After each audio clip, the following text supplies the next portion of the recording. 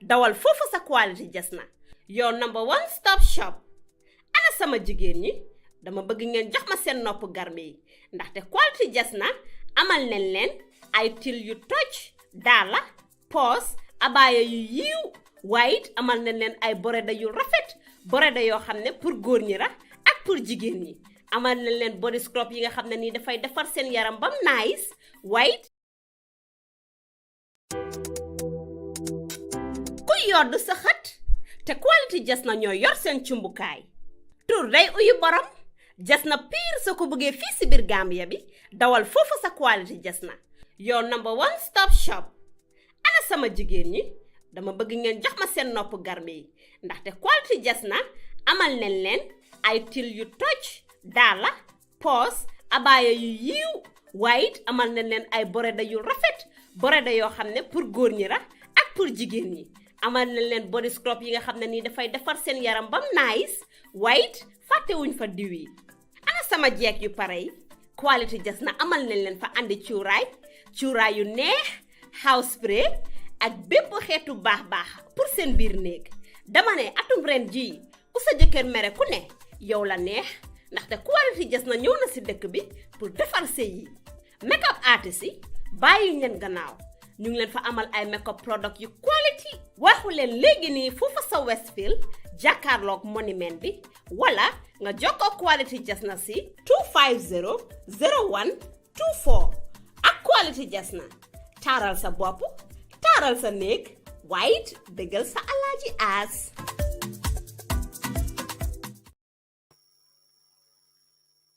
Questions for which due notice was given to the Honorable Minister for Gender, Children and Social Welfare by Honorable Members for oral answers.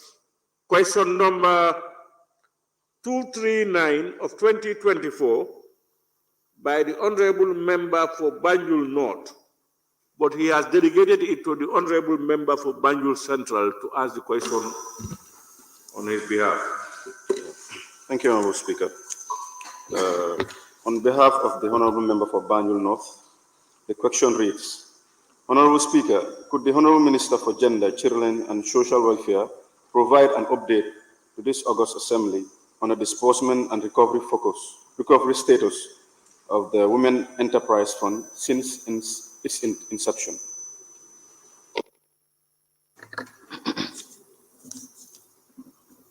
Honorable Speaker, the Women Enterprise Fund has played a pivotal role in the empowerment of women in the Gambia, especially those who are in the entrepreneurship sector.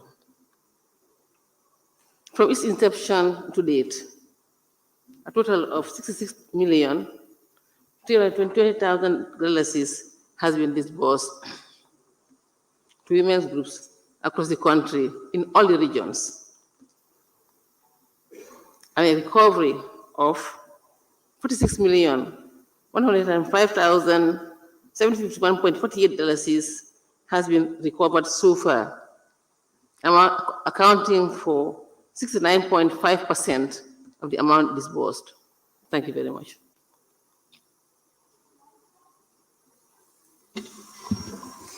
You may ask your supplementary immediately, Mrs. Perry. Continue. Yes. Honorable Minister, thank you for that summation.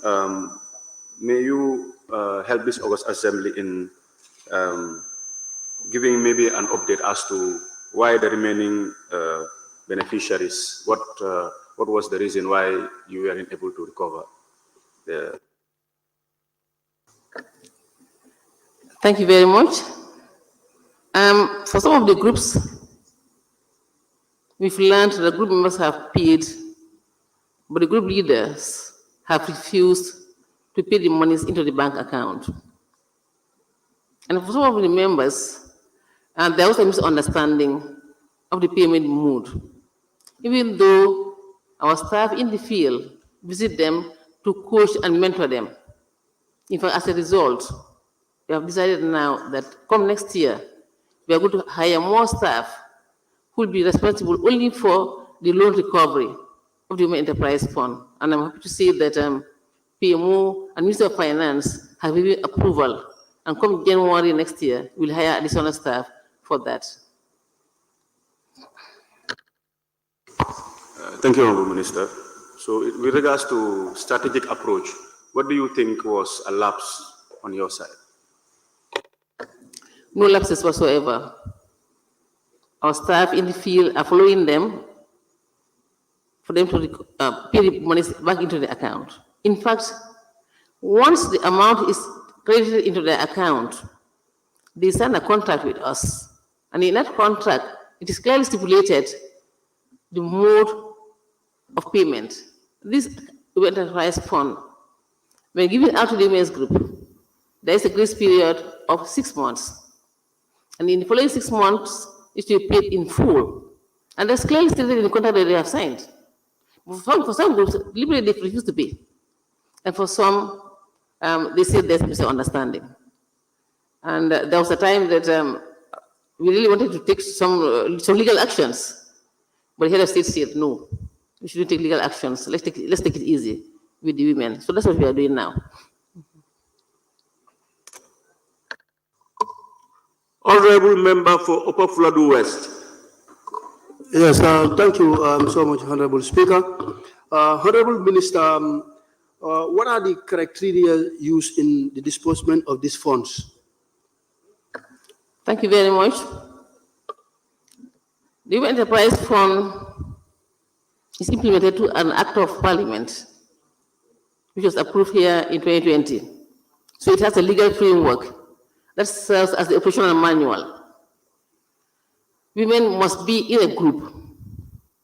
The group must be registered and must be in existence at least 3 months before they apply for the funds.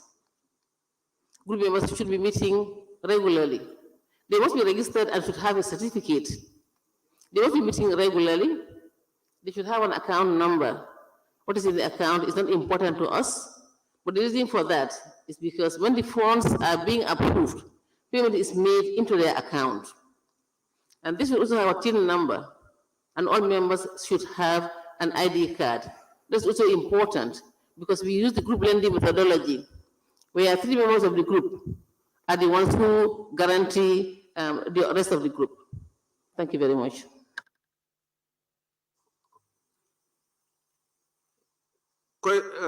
Honorable Member for Sabak Sanjal. Thank you very much, Honorable Minister. Honorable Minister, would you be ready to share the list of groups of women that benefited from this Women Enterprise Fund from 2021 to 2023? Yes, we can provide that, but at a later date. That was the question asked to us. But if you so ask, we can provide that to you at a later date. Thank you very much. Honorable Member for Sani Mentere. Thank you very much, Honorable Speaker. Honorable Minister, with reference to your answer based on the recovery of the officer balance, which 69% was recovered, and meaning there's still a balance of 31%. Hiring more staff just for the recovery, can't we consider that properly? Because it might affect the loan recovery or the money that had been given and they are not still recovered. And when we hire more staff, meaning it might affect that particular amount. Thank you. Thank you very much, Honorable Member. I don't think it will affect it. That the staff will be funded by the government of the Gambia. So the funds will not come from the Women Enterprise Fund. Thank you. Honorable Nominated Member Fatuke Jawara. Thank you very much, Honorable Speaker. Honorable Minister, in your submission, the figures that you mentioned that were disbursed and the amount that was recovered clearly spelled out that some CAFOs defaulted in their payment. I don't know whether you are in position or if you can submit it later, the CAFOs that defaulted in their payment. Thank you very much. Sure. We will provide a list to you accordingly. Yes. And we will not only indicate the list of names of CAFOs, but the amount outstanding. Thank you so much. Honorable Member for Fonyi Jarol. Thank you, Honorable Speaker. Thank you, Honorable Minister. In fact, the rule is I should ask a question, but I'm not asking a question. I'm applauding your ministry for doing a very great job. Your problem on the ground is not you. It's insufficient fund to Honorable. Thank you. Honorable. I'm sorry. I don't know whether Thank you very much. borrow leave from Konya, I don't know what. When you want to thank him, during your adjournment debate, use your whole time to thank her. Or you ask a question, you use a preamble, small preamble to ask your question, and then thank her. Thank you very much, Honorable Minister for Gender, Children and Social Welfare, for ably responding to honorable members' questions. We thank you very much. You are released.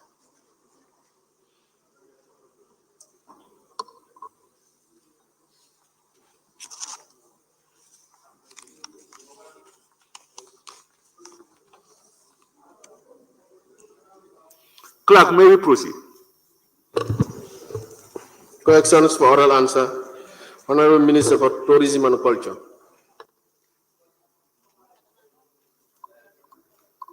Honorable members, may I now invite the Honorable Minister for Tourism and Culture to take the podium.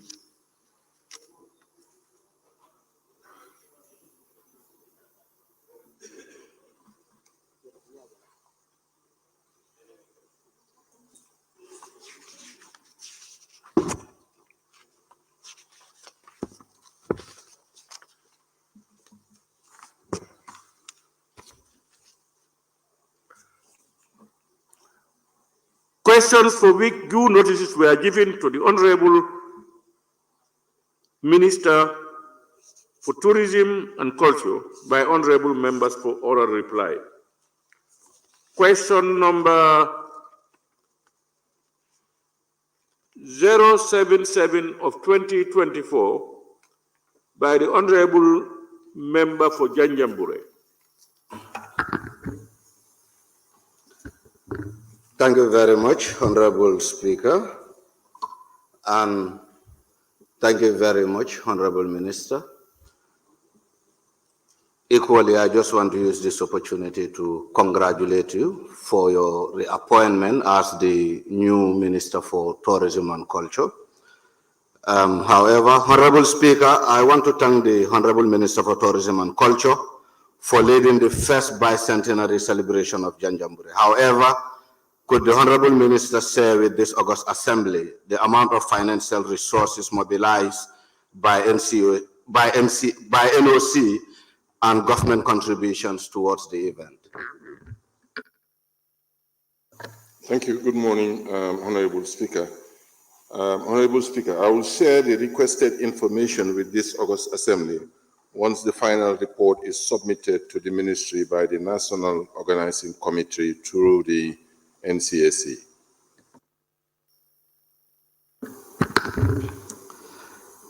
Honorable Minister, with your response, I want to believe that there is a plenary report from the National Organizing Committee that is submitted to the National Center for Arts and Culture and to your office.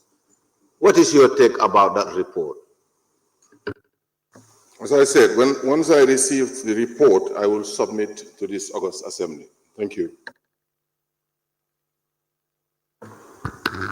Honorable Minister, my position is the said report is been submitted, and I want to challenge you that you share it with this August Assembly.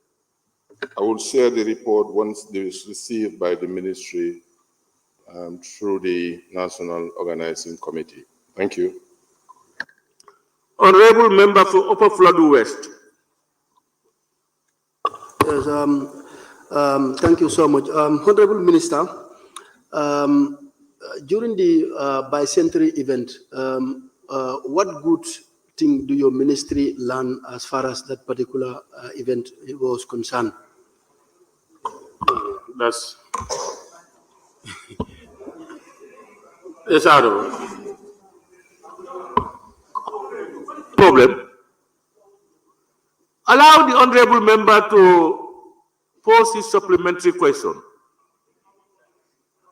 He said what? He is what?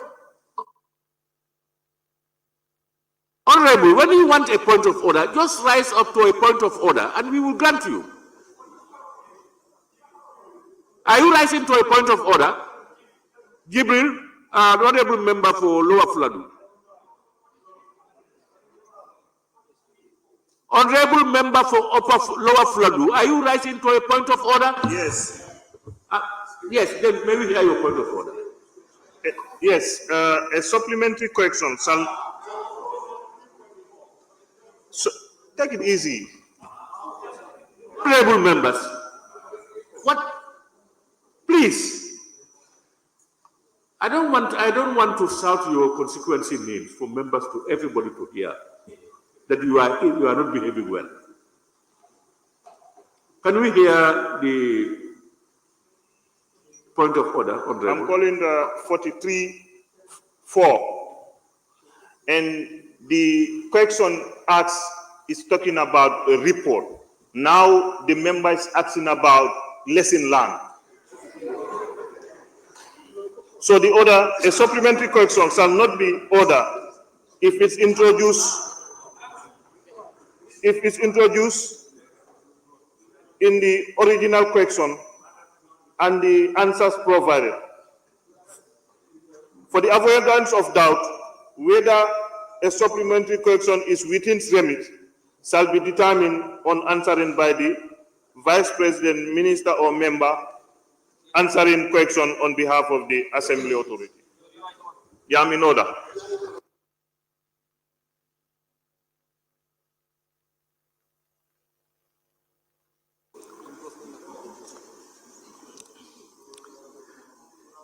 Thank you very much. I think the appropriate standing order is reflective of what should be done.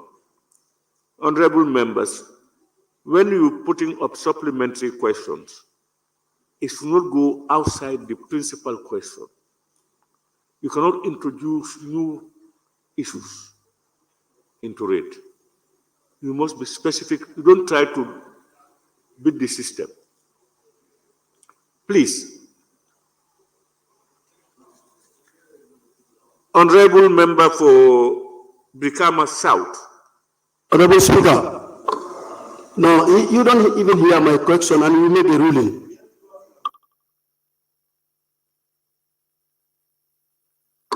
Thank you, Honorable Speaker. Honorable Minister, do you have a specific time frame for the production of this report? And when are you expecting this report? It's just before you answer, Honorable Minister. Honorable Member, who told you that I haven't heard your response?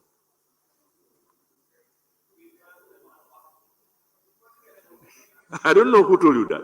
Probably my right-hand angels. But I heard what you said. Well, I heard you and I heard the point of order and I made consultations also. I gave a ruling. Honorable Minister, can you go ahead? Thank you, Honorable Member. I have tasked the NCAC to submit the report by the latest by the end of the month. With or without the expenditure report expected from other entities. So by the end of the month, the report will be submitted to the ministry, and then we will report to Cabinet, and subsequent to which the report will then be made available.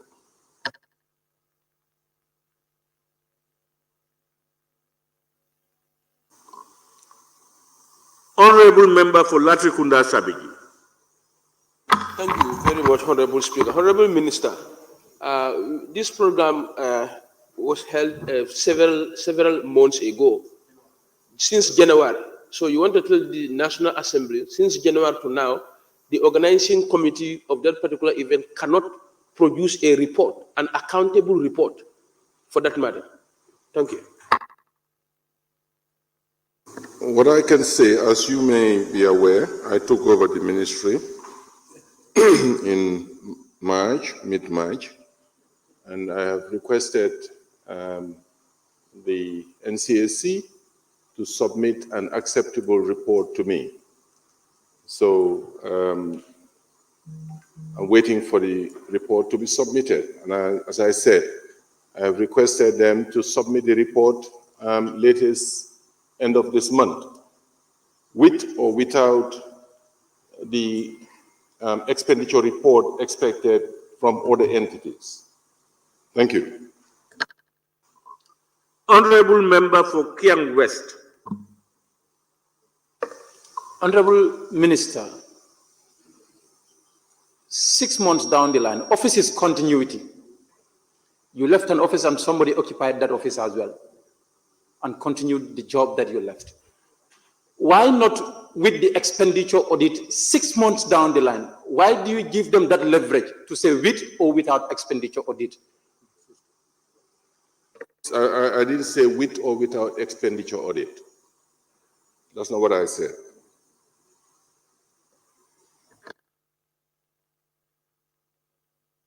What did you say?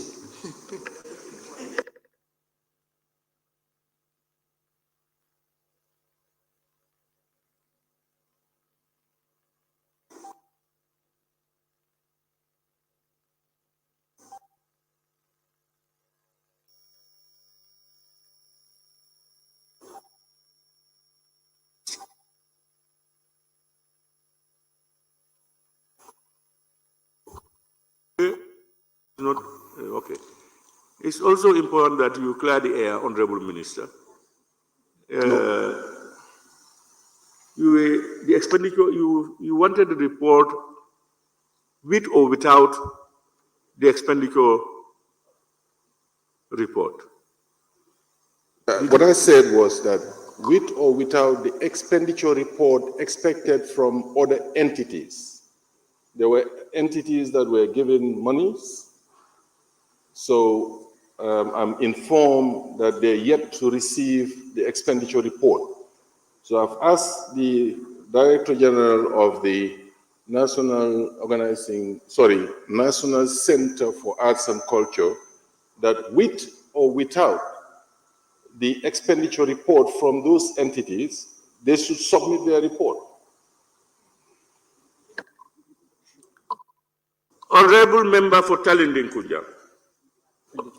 Thank you very much. Honorable Minister, if I understand it correctly, the expenditure aspect of the event is not under the organizing committee. Is that correct? I don't understand your question. With or without expenditure from other entities. So I want to understand whether the National Organizing Committee do not have any hand in the expenditures as far as the event is concerned. No, what I can say is this: resources were provided to certain entities, and those resources is not the National Organizing Committee which held the resources. It was held by the NCAC, because some of these resources were government resources, so it cannot be held under the aegis of National Organizing Committee. That was just an entity to help in the organization of the event. So they cannot be, they don't manage financial resources. The financial resources is managed by the NCAC under the government IFMIS system, or other resources that were provided and held at the accounts of the National Center for Arts and Culture. Question number 078 of 2024 by the Honorable Member for Janjanbureh. Thank you, Honorable Speaker. Honorable Speaker, could the Honorable Minister for Tourism and Culture tell this August Assembly total amount spent on Janjanbureh bicentenary celebration? Thank you, Honorable Member. Honorable Speaker, I'll provide this information to the August Assembly once the final report is submitted to the Ministry by the National Organizing Committee through the NCAC.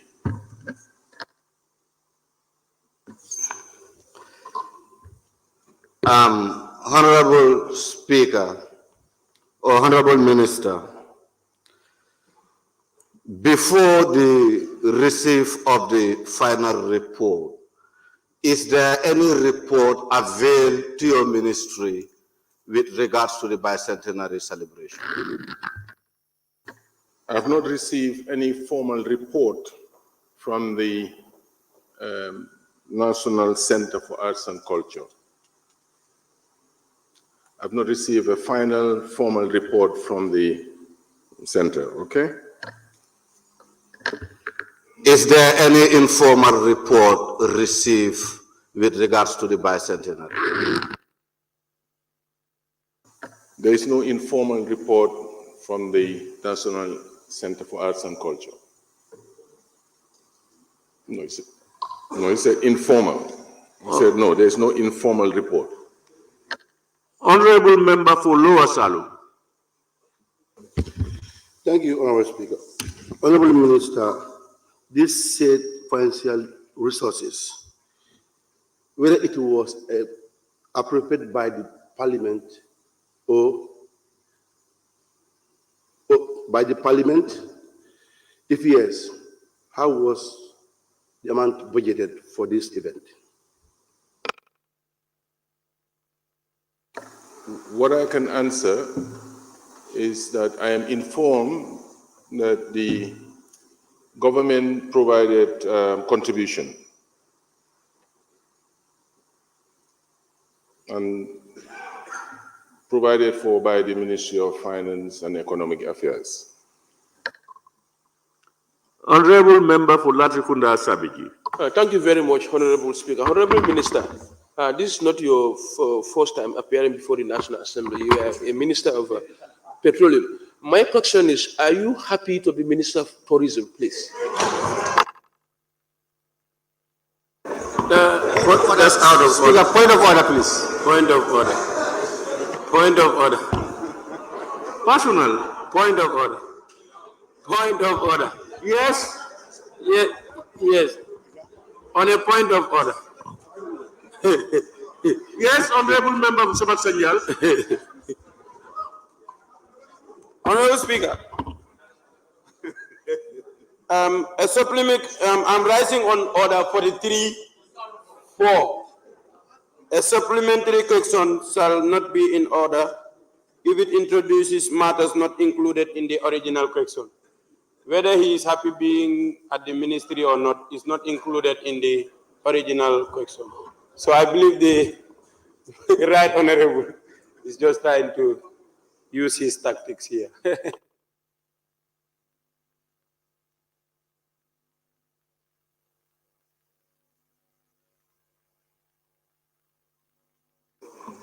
You know, the noise itself is cause for concern because it means something is going wrong. The Honorable Member, yes, what he has said has no relevance to the issue at hand. And two, you don't ask of personal opinions on the floor of the House.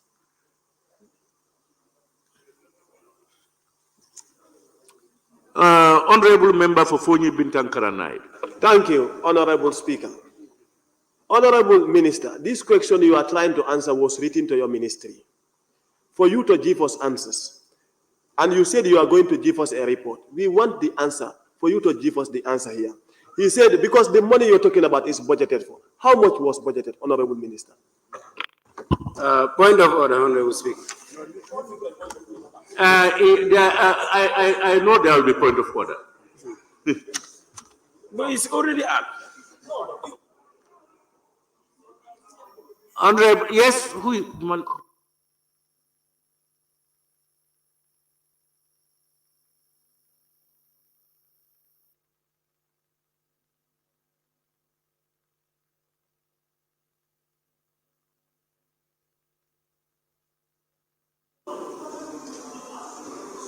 Honorable Speaker, I'm on a point of order, please. Is it Sabak? Yes. Yes, Sabak Sajal. I'm standing on order 38J. A question fully answered shall not be asked again during the same session.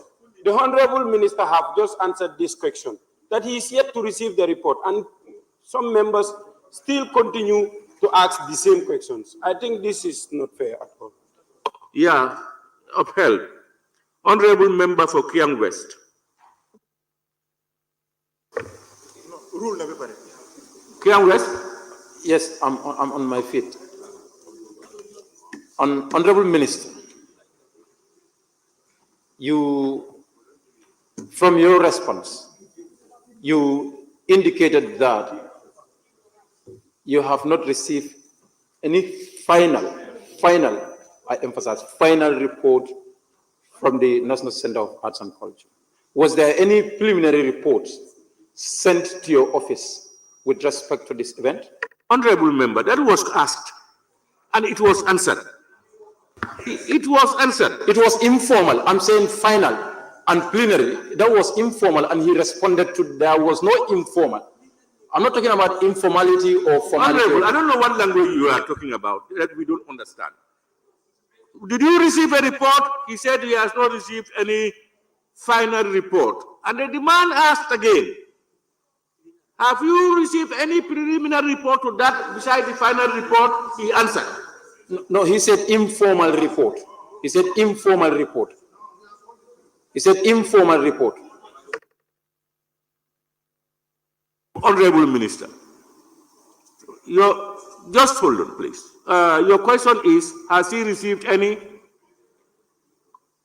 Have you received any preliminary report before the final report comes? Honorable Minister, have you received any preliminary report?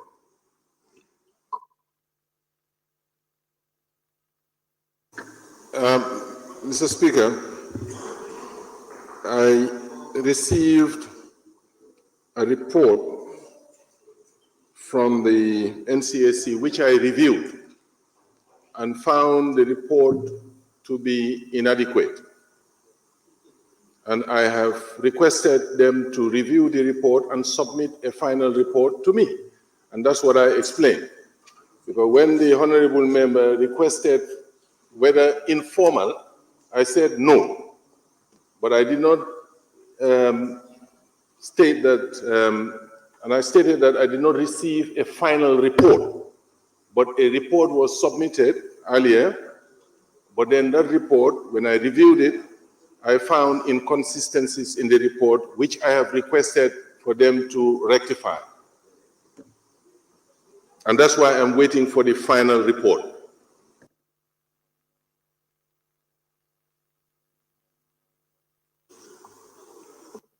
Honorable nominated member Kera Lamfufona.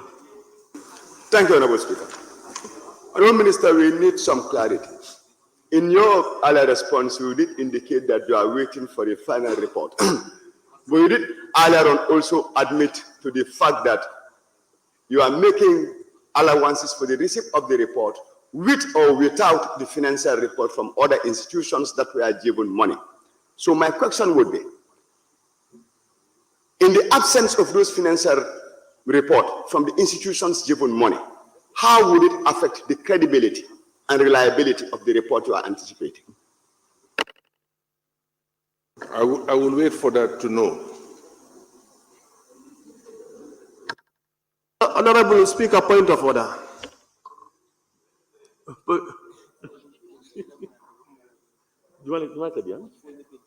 Yes, Tony Bintam. Thank you. I rise on order 36.7. A question must be answered as clearly and as fully as possible. And I am putting to you, Honorable Speaker, that the minister is not answering the questions as expected. Who determines that the question is answered satisfactorily or not? Honorable members, I think the honorable member asked a question, the honorable nominated member, which I think is a very important question. And the honorable minister's response, if I heard him well, was that that determination would only come if he sees the report. I think that's what he said. Meaning you will not be able to make that determination until I see that report, either is sufficient or not sufficient.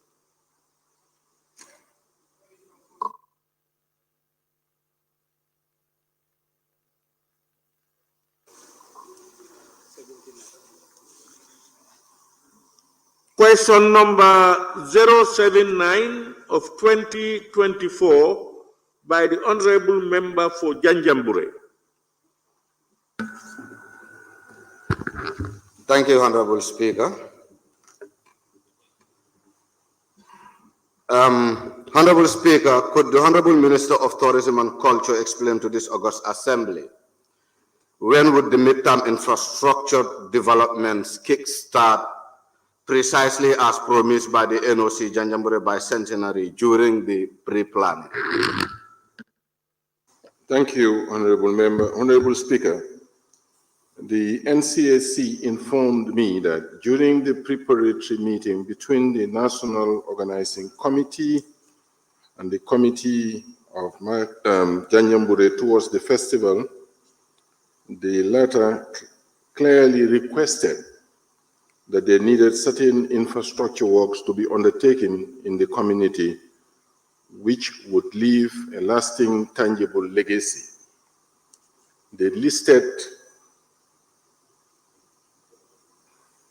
the macadamizing of the road leading to the Tian Sita Festival Ground, the construction of a festival ground at the same place, revamping of the street lighting system to increase brightness in the community, road repairs, among other requests. NCAC further explained that the National Organizing Committee agreed that these requests pertinent could only be done if the funds were available. According to the NCAC, to show goodwill and earnestness, the NCAC hired a quantity surveyor and a civil engineer to design and cost all these infrastructure projects, which are named above, which total $40 million. Considering the fact that limited funds were mobilized, limited work such as improving the newly built football field, street lights, uplifting of some heritage sites, and equipping of the Hermitage School Hall with chairs and fans were done. A borehole was sunk and donated to the community. Honorable Speaker, according to the NCAC, they, on behalf of the NOC, sent out requests for donation to philanthropists for milling machines and bakery for the youths in the community. So NCAC awaits the reply of these entities with much hope.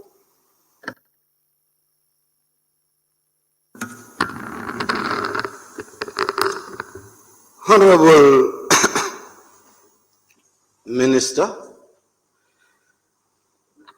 I really doubt if you are in touch, but considering the fact that the NOC has mobilized over $10 million, which I believe you were privileged to know through the reports that were submitted to your office, what were the main reasons that really uphold the NOC or the government from fulfilling their promises? I have just responded to you, Honorable Member, adequately, that your understanding of that promise and the promise that were made are in divergence.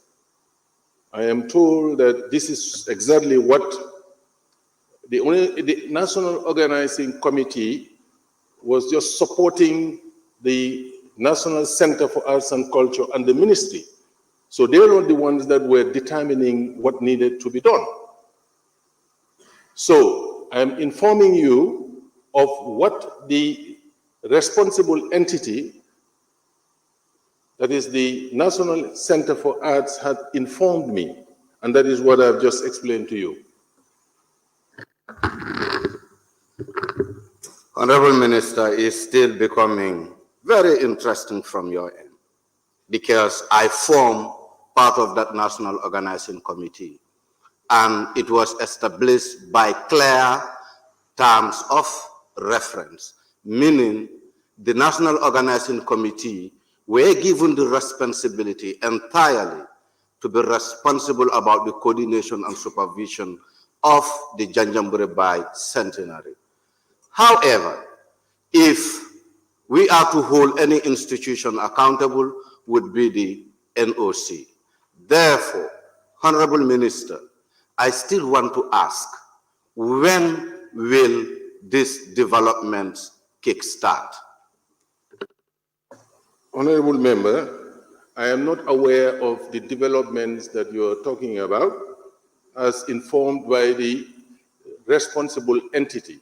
Yes, you had a terms of reference, but you are not the entity that was responsible for the disbursement of resources and for the management of those resources. Thank you.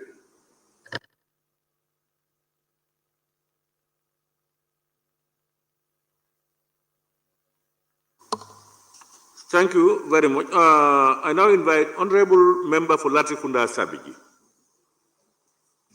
Thank you very much, Honorable Speaker. Honorable Minister, I want to confirm, before the quantity surveyor or the civil engineer was contracted to do the design and to probably do the BOQ, what was passing in the mind of the organizers? Was it to mobilize this resource locally, or they want to mobilize this resource internationally for them to embark on this infrastructural projects? Thank you.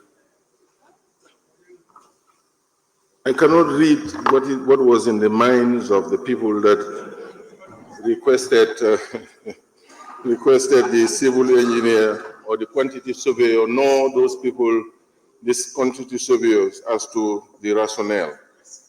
Thank you. Honorable Member for Kiang West. Honorable Speaker, thank you very much. Honorable Minister, your response to the parent question seems to give a responsibility to more of NCSC than the parent ministry. NCSC informs me this, NCNC informs me this.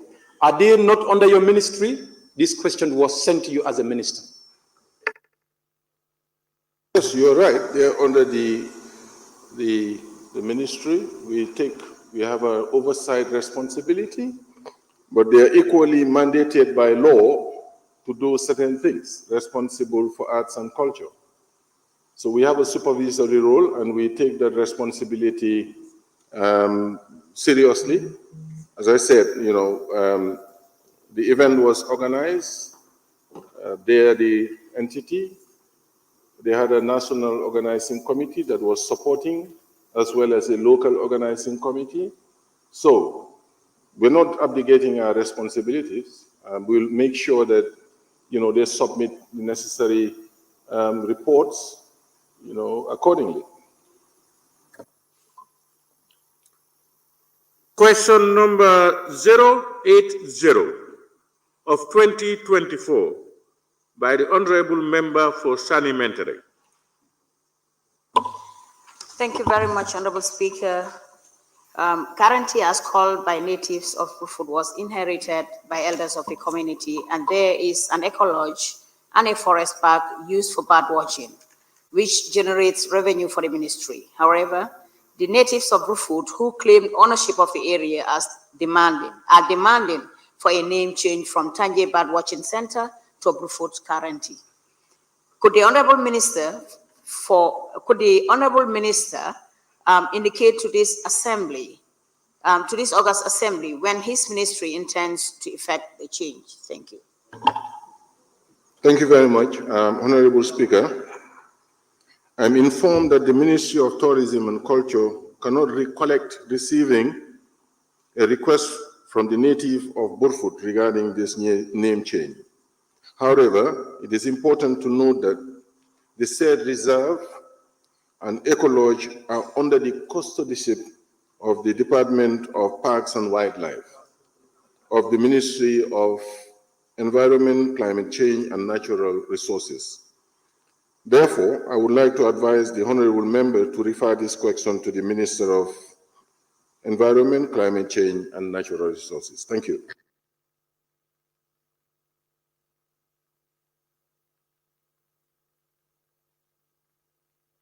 No supplementary question, Honorable Speaker.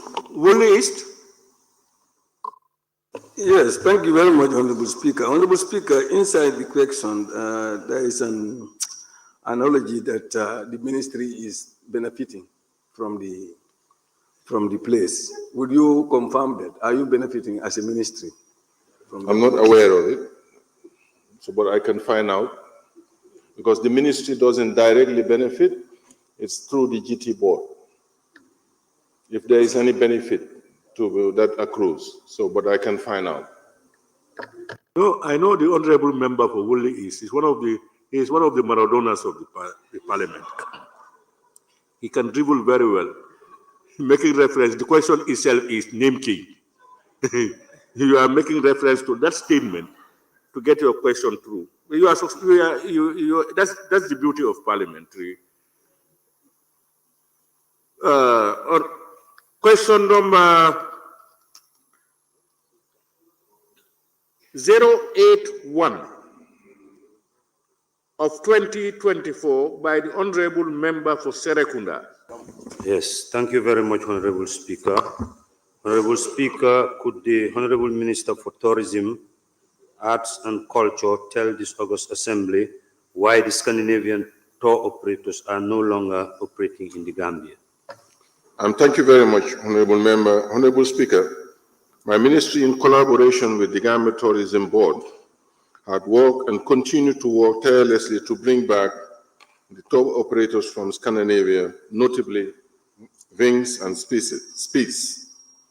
With respect to the 2022-2023 season, the Scandinavian Leisure Group, Wings and Spies, basing the effect the COVID-19 as well as the war in Ukraine had on the general economy of their company, requested GT Board to contribute 100,000 euro as marketing support. Additionally, the Leisure Group requested for 100% discount for landing fees, parking fees, and handling fees for flights operated by the Leisure Group. It was after the GT Board and the concerned government entities, that is GCAA and GIA, agreed to their proposal that the group came back to say that it was expensive for them to operate a chartered flight to the Gambia due to high costs, particularly on their passengers, as a result of taxes levied at the airport in Banjul. With GT Board persistence, rigorous effort, and prolonged engagement, Apollo, which is a Scandinavian tour operator, was ushered to the destination. Similarly, Apollo requested GT Board to contribute 200,000 euro to a joint marketing as well as 100% discount on landing and parking by GCAA and 50% discount on handling fees by GIA. Apollo has agreed, following the fulfillment of these requirements, to commence operation into Banjul from November 2024 with a flight capacity of 160 passengers weekly from Denmark. As part of GT Board Apollo agreement, Apollo are also expected to receive passengers from Sweden and Finland through Denmark to the destination. The ministry, through GT Board, will continue to intensify the promotion and marketing of the destination And we urge all and sundry to put our efforts together and make our destination attractive. Thank you. Thank you very much. No supplementary question. I understand it is a bit too late. I understand the standing events will be coming, this tourism session. Thank you very much. Honorable Minister, from the IT section, we are told that you raise your voice a little when you are responding. Honorable Member for Serekunda, no supplementary. Yes, no supplementary. Thank you. Honorable Member for Latrikunda Sabiji.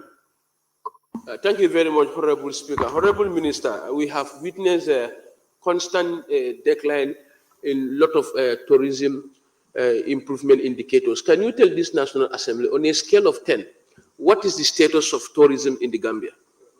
Point of order.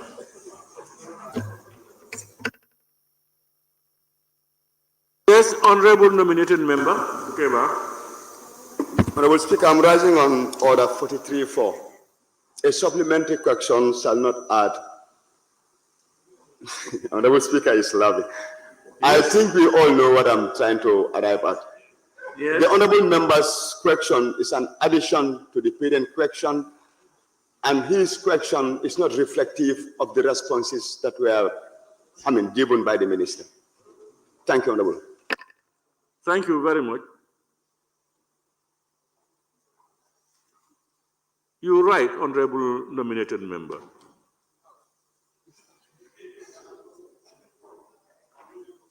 Honorable Member for Serekunda West. Thank you, Honorable Speaker. Could the Honorable Minister responsible for tourism, as in your response, you mentioned one of the reasons to be high tax at our airport. Could you undertake, your minister undertake a study, make a comparison to see the high tax that is deterring when more tourists come in? If you compare them, if it will be in our favor to reverse that tax to allow so that we can attract more tourists and boost our economy. Yeah, we are currently, we've requested the GT board to do a comparative analysis with competing destinations, especially Cape Verde, Senegal, and emerging destinations like Sierra Leone. So we will do that, and the results of this analysis, could be shared with you. Honorable Nominated Member Keba Lamfofana. Honorable Minister, in your response, you did indicate that Apollo Scandinavia agreed after GT board, together with GCAA and GIA, were able to fulfill their demands. So my question would be, yes, may we hear your point of order? Yes, Honorable Minister did not say anything about GIA. Thank you very much.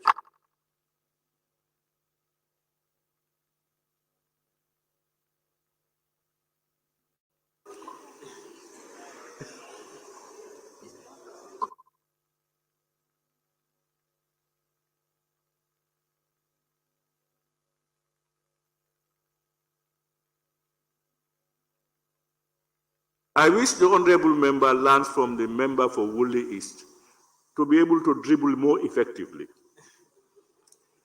When you rise up for a point of order, you make reference to the relevant standing orders.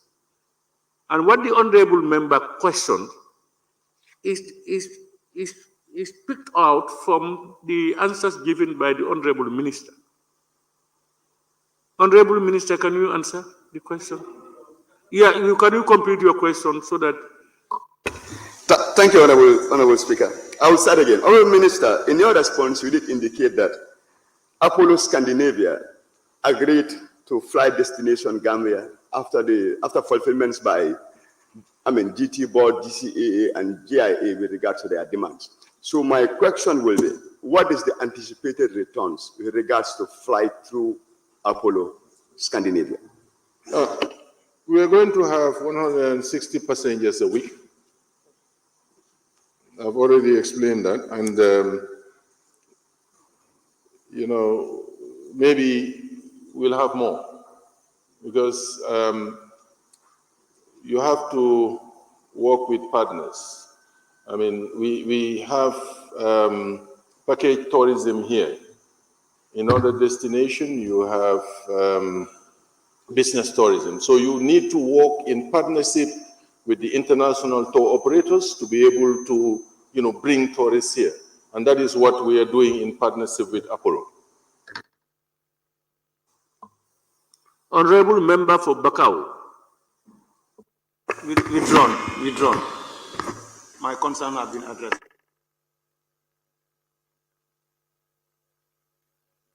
Thank you. Honorable Member for Woodley East. Thank you very much, Honorable Speaker. I just want the Minister to answer as if whether what arrangement you have with the Apollo, is it all inclusive or a different arrangement? What type of arrangement do you have with them? Is it all inclusive? Honorable, raise your voice so that we hear the question. Yes, the Minister heard me very well. Is the arrangement with the Apollo an all-inclusive arrangement?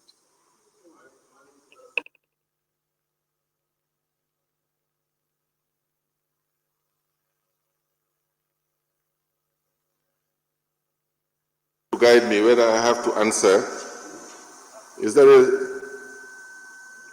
that's outside of the. You're asking me whether it is inclusive or not. No. Question number 208. Honorable, he has not answered the question yet. He's arranging.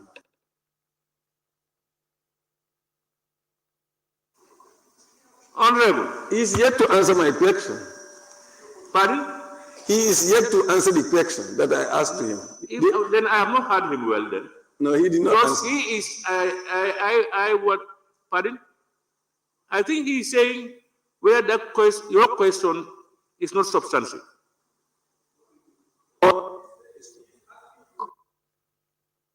Why should he ask you? He should just go ahead and answer the question. This is what I'm saying. He is feeling uncomfortable with the question. And I'm sure you yourself, you are not comfortable with your question. The question, the Honorable Minister said they have an agreement with Apollo. I am asking that agreement, is it inclusive, all inclusive or not? That's what I'm asking. It's a simple question.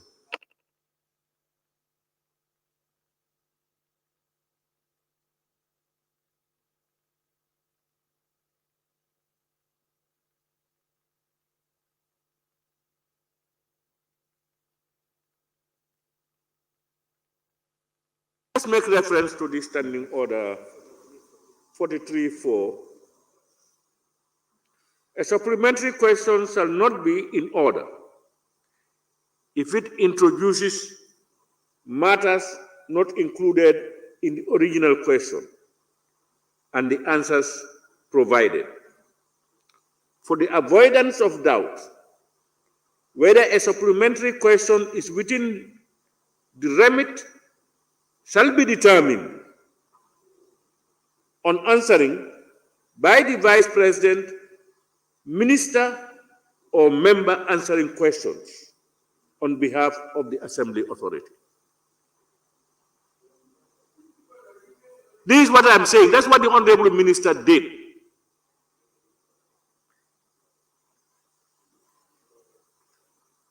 For the avoidance of doubt, whether a supplementary question is within remit shall be determined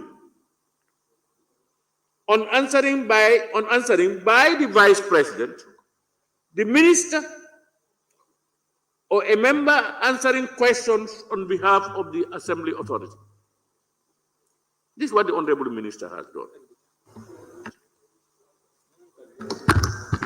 Speaker, Somebody is. Janjanbureh, I just want to provide the honorable member with a clarity here, please.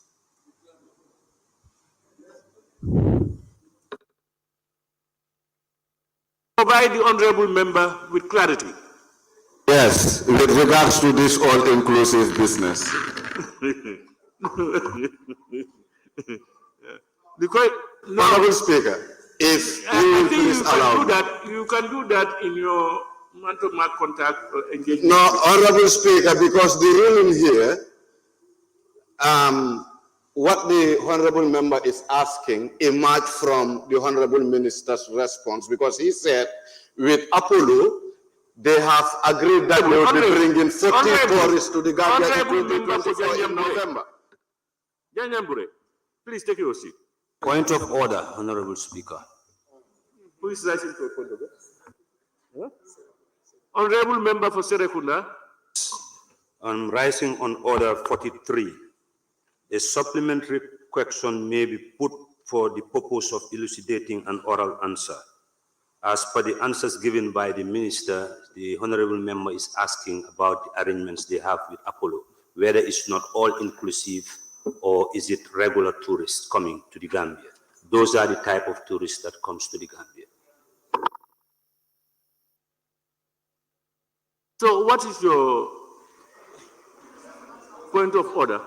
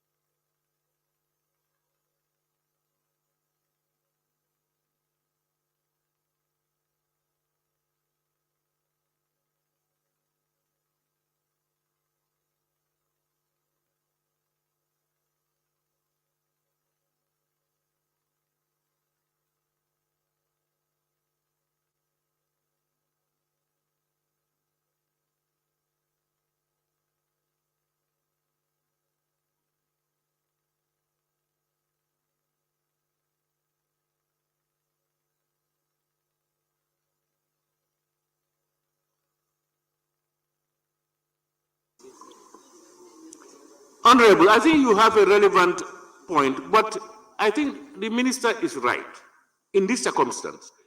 Look at the question. That's what I'm trying to brainstorm with the table office. The question itself is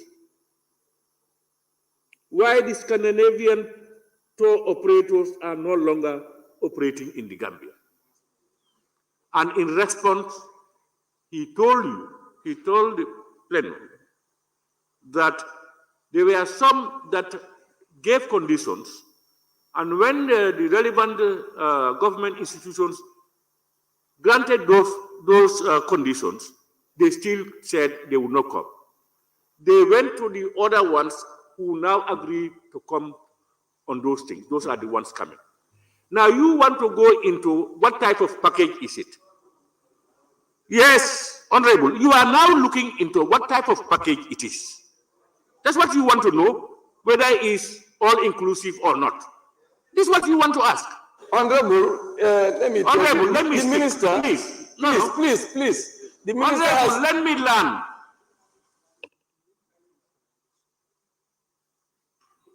So you want to find out what type of package it is, whether it's all-inclusive or not, or whatever. That's where that's the point we are at. May I hear you? Honorable Speaker, the minister is saying they waive taxes, etc., etc. I'm saying if they are going to waive all those things for these people and only dump the tourists here that are just all-inclusive, and government is not going to get much. So that's why I'm concerned I want to know whether it is all inclusive or it is not. If it is not all inclusive, then I know that the benefits to the state may be greater. Otherwise, it may be lesser. So that's why I'm concerned to know whether it's all inclusive or not. And I think it is in order because they have an arrangement with them. I do agree with you that it's important, and your question is very relevant for better information. I agree. I don't disagree with you on that. What I disagree with you is the fact that the question was posed, and we know the question, answers were given. You are now going beyond that answer to get another determination. It's important. I'm not refuting that. And in this particular instance, I've quoted a section that talks about the vice president, the minister, and the one responding on behalf of the authority. I read it clearly to you. Section 43.4, am I right? So this is what I'm saying. Honorable members, you have other tools to deal with these issues. You have, the committee or whatever, you have a right to invite to your committees the Honorable Minister to answer some of your concerns as much as you can.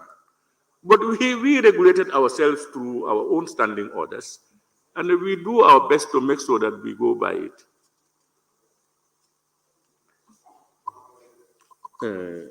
What's the question number 208 of 2024 by the Honorable Member for Sami. Thank you very much. These are questions for July. Thank you we very just much. finished questions for March. Thank you very for much. March. Honorable, I will give you a chance. Thank just you very much. clarifying to honorable members. We are now dealing with questions for July. Yes, honorable member for Sami. Thank you very much, Honorable Speaker, for giving me the floor.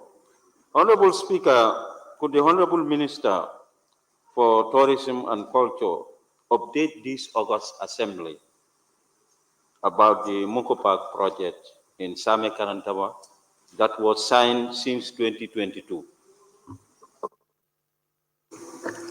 Thank you, Honorable Member. Honorable Speaker, according to the NCSC, 60% of the works have been completed. The structure for the Chaos Museum toilet blocks are ready. The Chaos Museum have been roofed. Block works for the entire fence is completed. What is left is the spreading of the chain link fence. The contractor has also drilled the borehole and is laying the cable works of the Chaos Museum and toilet block. I'm informed that all doors and trusses are available and ready for installation. The soakaway is sunk and concrete slabs put on it. A signage explaining the significance of the site has been erected. According to the NCSC, the works were stalled due to inability of the contractor to get payment for works already done as per the signed contract. However, NCSC has applied for the disbursement of the 2024 development budget to pay for the works already done. In addition, I have requested NCSC to prepare and submit to me a situational report about the project from inception to date. Following receipt and review of this report, I will visit the project site to have first-hand status of the project. Thank you very much, Honorable Speaker. Honorable Minister, when did your ministry last to visit this said site? The project is under the ministry, is under the NCSC. As I have indicated, I have joined the ministry new, and I've asked them to submit the situation report. Once I receive that towards the end of the month, I will personally go over to visit the site. Thank you, Honorable Speaker. Honorable Minister, all what you are saying to say that the fence is completed, I'm always at that place. That fence is never completed. So, even I would like to know what percentage, you say 40%. To me, it's far less than that. What will you say about that? But that's what I explained, Honorable, to you. And mark my words, I said according to the NCAC. I'm not substantiating, nor am I disputing what they're saying. But that's what I said, that I will, upon receipt of the situation report, go there and try to do an assessment, see at first hand the status of the project. And that is something that I will do when I receive the report towards the end of the month. Honorable Member for Janjanbureh. Thank you very much, Honorable Speaker. Honorable Minister, I don't think business should be as usual, knowing fully that this project has commenced way back in 2022. Can you kindly tell this August Assembly, when is your ministry going to hand over this specific project to the people of Samba? I cannot tell you that at this point in time, Honorable Member. Honorable Member for Lower Badibu. Honorable Speaker, Honorable Minister, was there any time frame to the said project? If yes, can you tell us the time frame of this project? Thank you. As I said, I am waiting for a situation report and then I will furnish you with the information. Honorable Member for Woolly East. Yes, thank you, Honorable Speaker. Honorable Speaker, the Minister already told us he will visit the site, and the question is very urgent. Would you endeavor to, after visiting the site, come back to inform the National Assembly as to the situation on the ground, because that is not clear to you? Thank you. Sure.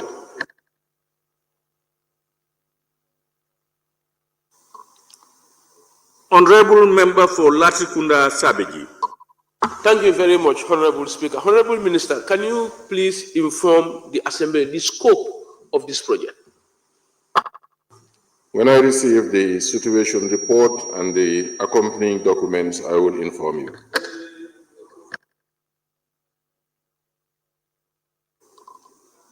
Honorable Member for Ol Yundum. Honorable Speaker, I withdraw. Thank you.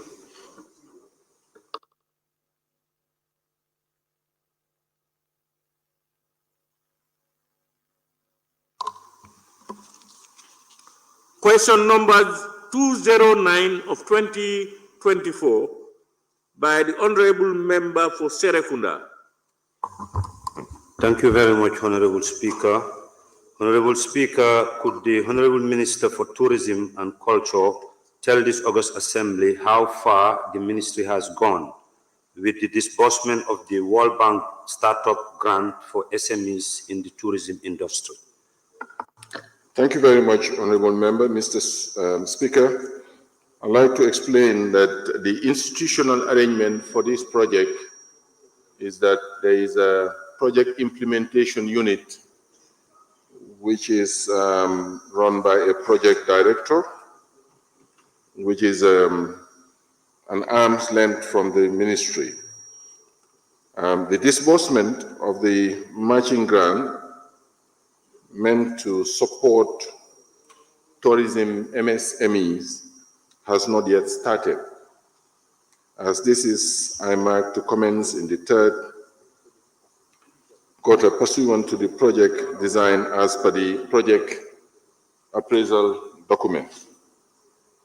The way the project has been designed, a management company has to be hired and has been hired to provide coaching, incubation service, and capacity building of over 200 MSMEs within the tourism.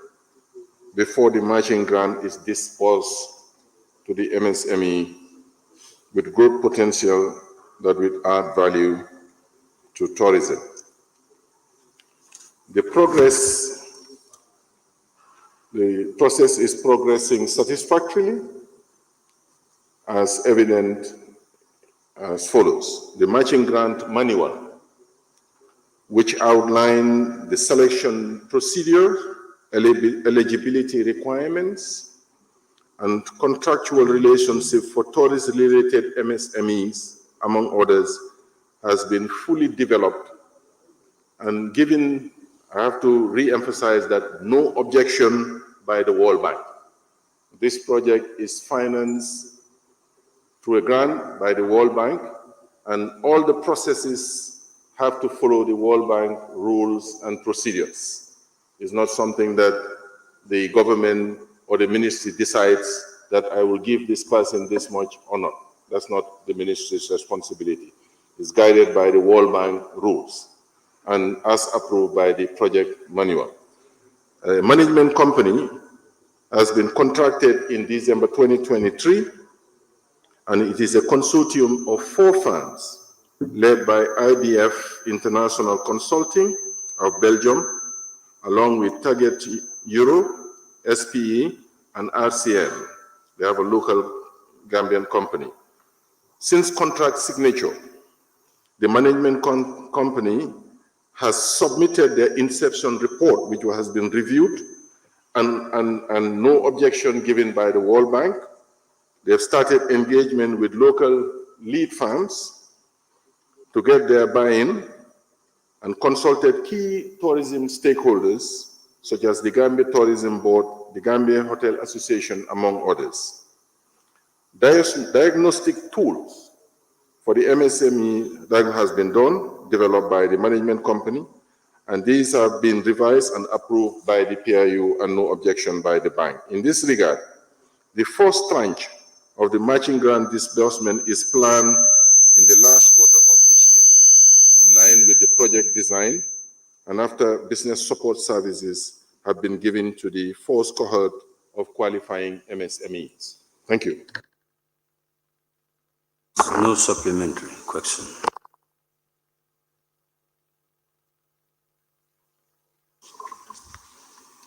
Honorable Member for Latrikunda, Sabi. Thank you very much, Honorable Speaker. Honorable Minister, you mentioned about the project implementation unit. You also lately mentioned about management firm. How are these two parallel institutions involved in the management of this particular project? Thank you. They're not parallel. They're not parallel institutions. These are, requirements of the bank. The matching grant scheme is implemented by the management contractor, which has been recruited through international competitive bidding process following the no objection of the bank. So the PIU is responsible for the implementation and the coordination of the overall activities of the project.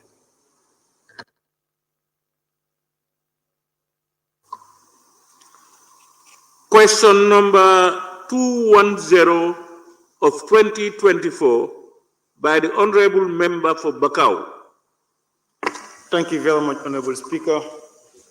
Honorable Speaker, as the new Minister of Tourism and Culture, what is the ministry's position in the issue of all-inclusive package, since it's not welcomed by 95% of the stakeholders in the industry? Thank you, Honorable Member and Honorable Speaker. The ministry is in consultation with international organizations, international tour operators, local tour operators, the Gambia Hotel Association, and other entities, investors, associations in this sector, to carry out research, assess, and evaluate the pros and cons of all-inclusive package.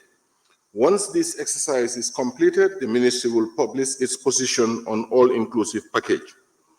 Honorable Speaker, it is no gainsaying that tourism as a global industry has been evolving in leaps and bounds due to change in lifestyles and rapid technological trend.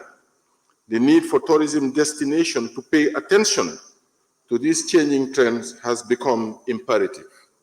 According to the Honorable Member, 95% of the stakeholders in the industry do not welcome all-inclusive. However, statistics have shown that 7 out of 10 travelers look for all-inclusive resort when planning their vacations. So we will communicate the position after consultation with all relevant stakeholders on the position of all-inclusive. Thank you.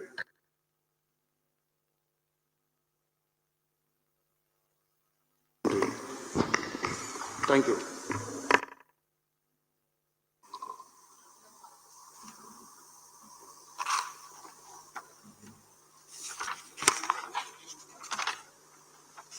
Honorable Member for Sanimentary. Thank you very much, Honorable Speaker. Honorable Minister, even for the fact that it was mentioned by the parent question, in the parent question, that 95% of the community within the industry are not welcoming the all-inclusiveness. Could the ministry also consider the young generation within the industrial side that they are not welcoming, and the ministry could change their idea of not including the all-inclusiveness? What is your take on that? Thank you. Honorable Member, I'm not confirming or saying that the ministry is aligning to all-inclusive. No. What I said is that he asked a question and provided 95%, and I gave a global statistics which says 7 out of 10, surveys. These are statistical worldwide data that, people look for AI. But the issue is, I just want to, from a personal point of view, state that 100% of 0 is 0. So, the people, international operators, market. It's very expensive to market any destination. Very expensive. And we don't bring tourists. It is the operators, international operators, that package or willing travelers that travel into the country. So we have to be cognizant of certain realities of the market. That's the reality. Saying that, you don't want all-inclusive and you cannot bring tourists in the country, then you have 100% of 0 is 0.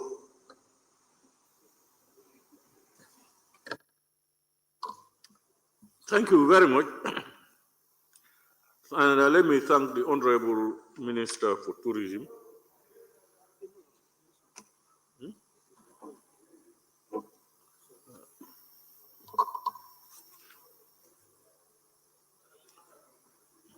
Honorable Member for Bikama South.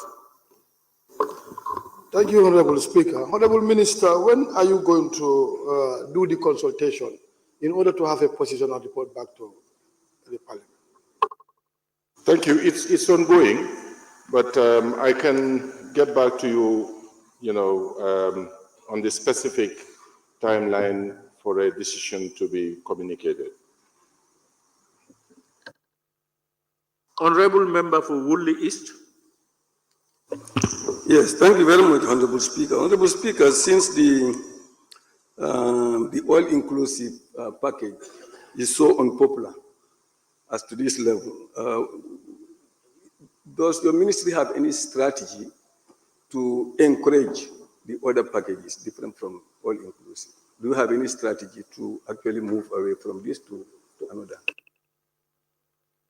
We are continuously marketing the destination. We're not tied by all-inclusive. Recently, under the World Bank project, there was a outreach mission to Nigeria, because these are non-traditional markets and they have a huge potential. They're high spenders in the country, and we have gone there to attract those tourists through, various forms of tourism and hospitality. So it is something that we are ongoing. And not only that, we are also in contact with other entities in Spain. You know, the GT board is in contact with Binta Canaria. You know, the other day they had a meeting with, you know, in a forum in Canary Islands. But Binta Canaria, their initial request to GT board was for 600,000 euro as their contribution for marketing. You put 600,000 euro for marketing, and then, you know, just like Space and Wings have done, we provided all the, and they tell you that it's too expensive, they cannot come. What can you do? Your 6,000 euro is gone. So it's a balancing act. So, and the issue for me, from a personal point of view, is that, you see, whether all-inclusive or non-all-inclusive, the person that is saying that I don't want all-inclusive, you're not bringing the tourists. If you say that I don't want all-inclusive, and I, who is bringing the tourists, bring all-inclusive, and you say that no, you don't want it, you have 100% of zero is zero. You don't have nothing. So you want to have something, or you have zero. Because at the end of the day, if you have, even if, I'm not suggesting that all-inclusive is on, but even if you have all-inclusive, the hotels are operational. They pay taxes to government, corporate tax and all these other things. But if you say that you don't want all-inclusive and you buy that out, what happens? You have zero. Nothing comes to the country. And who says that all the tourists that come for all-inclusive do not go out to restaurants and the craft market and other entities to buy and support our local industries? Let us be realistic. Thank you. Thank you very much, Honorable Minister for Tourism and Culture, for responding to Honorable Members' questions and supplementary questions. Thank you with your technical backup. Honorable Minister, you are released.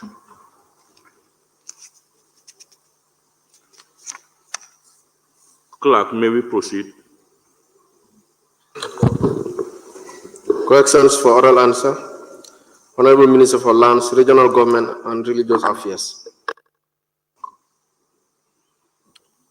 Thank you. May I now invite the Honorable Minister for Lands, Regional Government and Religious Affairs to take the podium.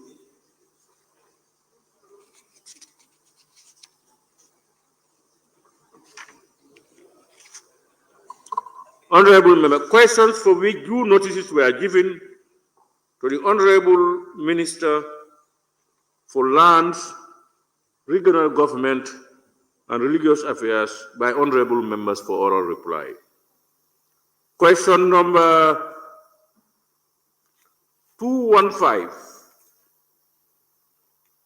of 2024 by the Honorable Member for Serekunda. Thank you very much, Honorable Speaker. Honorable Speaker, could the Honorable Minister for Lands, Regional Government and Religious Affairs update this August Assembly on the Ministry's plans in place to regulate the rapid unregulated development in the construction industry? Thank you, Honorable Speaker. To address the rapid unregulated development in the construction industry, the Ministry is implementing the following measures. 1, public sensitization. Massive awareness campaigns on the importance of obtaining a development permit before commencing any construction. These campaigns will also highlight the legal implication of building without a permit. Number 2, logistic support. Currently, the technical department faces logistic challenges that hinder constant monitoring of ongoing developments. However, the ministry is in the final stages of providing the necessary logistical support to these departments. 3, development control exercise. A nationwide development control exercise will be conducted by the technical departments in collaboration with the security forces.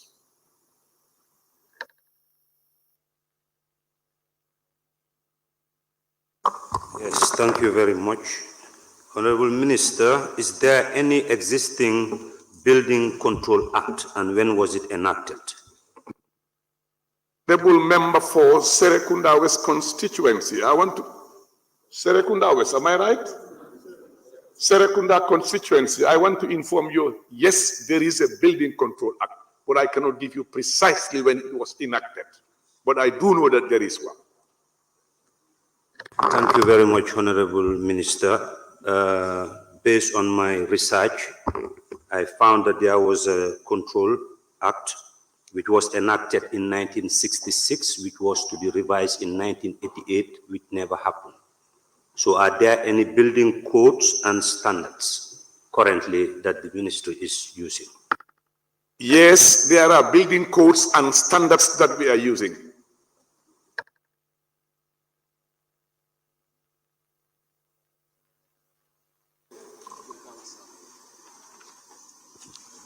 Honorable Member for Brikama South. Thank you. Honorable Minister, since your ministry is on the verge of supporting the technical department with the logistical support, that has been a challenge. Can you be precise when actually are you going to start this? We are trying to work out ways of supporting the technical department by providing them the necessary paraphernalia for them to be able to carry out their mandate.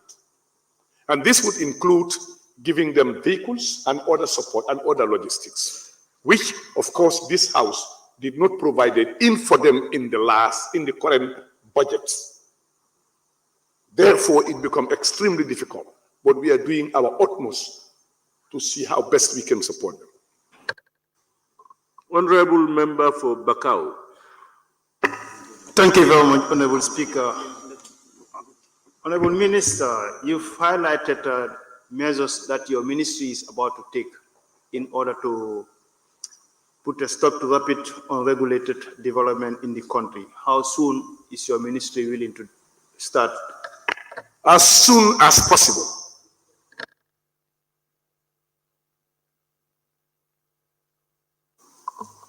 Honorable Member for Latrikunda Sabiji. Yes. Thank you very much, Honorable Speaker. Honorable Minister, you said the National Assembly did not appropriate any resource for this particular exercise.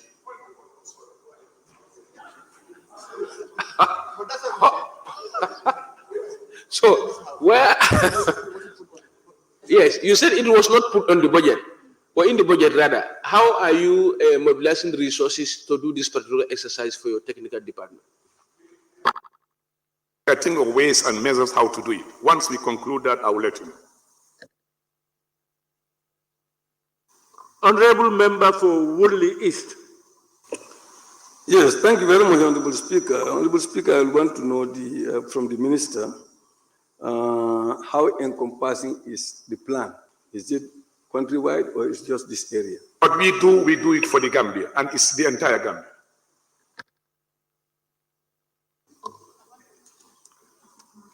Question number 216 of 2024 by the Honorable Member for Central Badibu.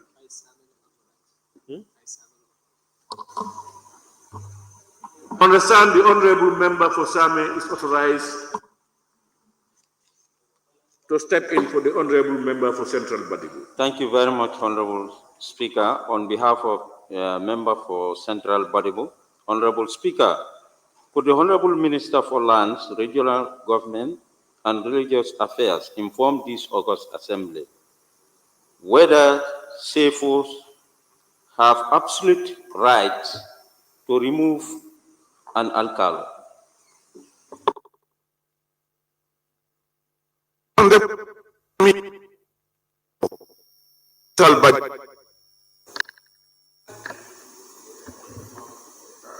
Let me inform the member for Central Badibu. No CFO, and I underline the word no CFO, has the legal authority to remove an alcalde. No CFO under the law. An alcalde is appointed by the Honorable Minister for Lands, Regional Government, and Religious Affairs. Therefore, the removal of an alcalde rests solely with the Honorable Minister as stipulated in Section 145 of the Local Government Act 2002 as amended, which states an alcalo may be removed from office by the Secretary of State on the following grounds. 1, misconduct or incompetence, inability to perform the function of his or her office due to any cause, including infirmity or of mind or body. Let me underline again, no CFO have that power in this country. Thank you very much, Honorable Speaker. Honorable Minister, is your ministry thinking of revising the Local Government Act? So that question. That is not within Honorable Minister.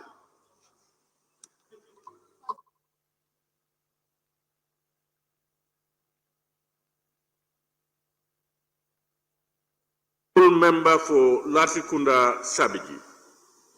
Thank you very much, Honorable Speaker. Honorable Minister, it is clear alcalos don't have the absolute, CFOs don't have the absolute right to remove alcalo, but can they advise or recommend for a removal of an alcalo? Yes, that's the normal procedure. They will write to the governor, make a recommendation, and the governor will write and make a recommendation.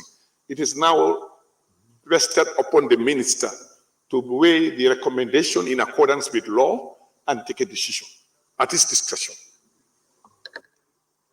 Honorable Member for Woodley East. Yes, thank you, Honorable Speaker. Honorable Speaker, did the minister receive any report from anywhere relating to a removal of an alcalo by a CFO? So far, I have not got anything on my desk as we speak.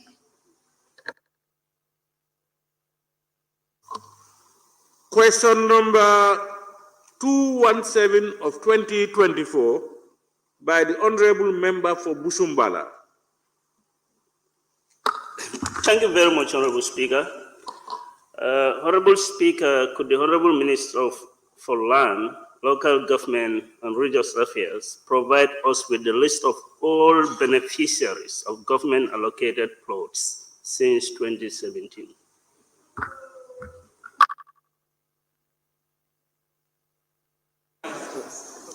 Yes, it's on. Honorable Speaker, in answer to the question raised by the member for Busumbala constituency, the ministry has allocated plots of land in the following locations: Bijilo mini layout, Burfoot for future layouts, Farato mini layout, Kamalo industrial layout, Jambanjeli mini layout, Jambur mini layout, Lamin Kerewan mini layout, Nema Kunku mini layout, New Yundum Mustafa Dabo mini layout, New Yundum Thomas layout, Old Yundum mini layout, Old Yundum mini layout extension, Tauto for future mini layout, Wellingara mini layout. The compilation of this beneficiary is ongoing and will be submitted in due course, which is an utmost task, since 2017. Thank you very much, Honorable Speaker. Honorable Minister, during this compilation, did your ministry come across with someone who benefited more than one allocation?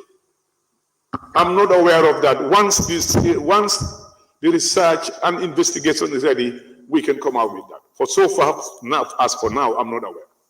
Unless if you give me the information. I'm asking you because I'm not privy to any It's not up. I am not aware. In that respect. I am also not aware.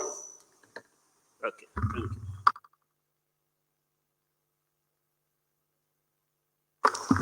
Honorable, go ahead. Honorable Minister, are you aware that the layout situated behind the military barracks in New Yundum is causing disturbance at the army barracks? Are you aware? Do you have any report from the army barracks regarding that allocation? I am not aware.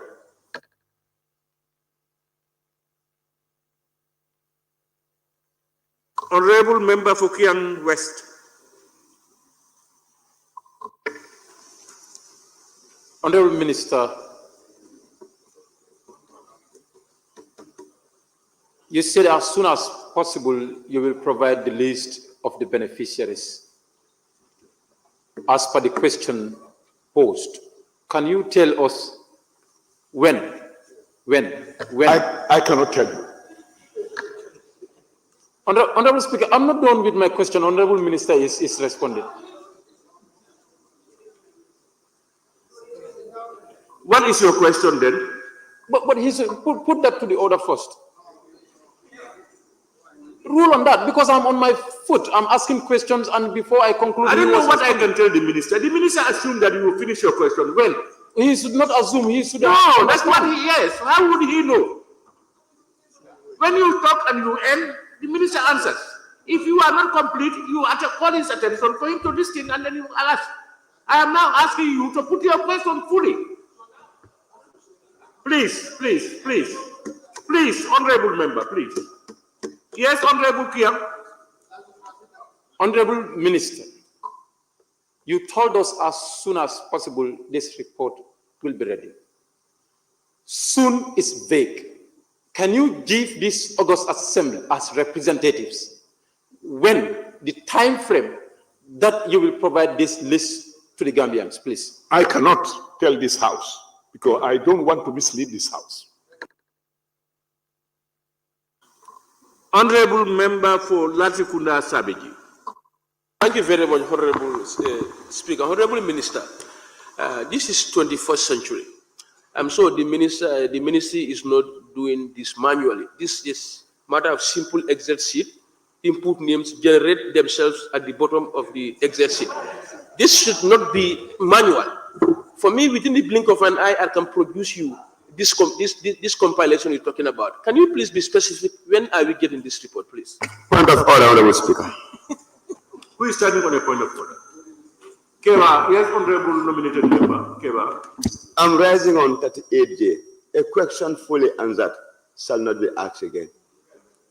Thank you. Right.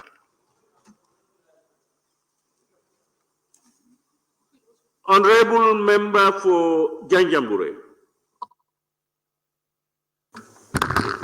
Thank you, Honorable Speaker. And Honorable Minister, in your responses, you said allocations were made in Bijilo, Farato, Kamalo, etc. My question here is your ministry aware about any double allocations to the specific sites? Responding to that question, Mr. Speaker. This question was asked and answered. What other clarity do you want? Are you aware the honorable, the questioner himself, the honorable member for Busumbala, asked him whether he is aware of any double allocation. The honorable minister said no until if he has any information. And the honorable member said no, he has no information. He is asking him. You are asking the same question. Speaker, because... Honorable, I am ruling it out. Good, but from minister's own Honorable, when I talk, please sit down. All honorable members are observing you. Please, don't be an exception.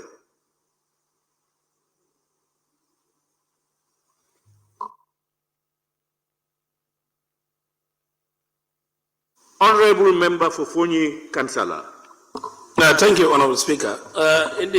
Honorable Minister, in your response to various allocation sites, especially Yundum, our last visit we've seen military tanks in various allocated lands fence. Are you aware of this? If not, are you ready to visit the sites and see the remains of military tanks within the military barracks in Yundum? I am ready to go and visit it, but I'm not aware that it's happening there. But I'm ready to go and find out and get back to this.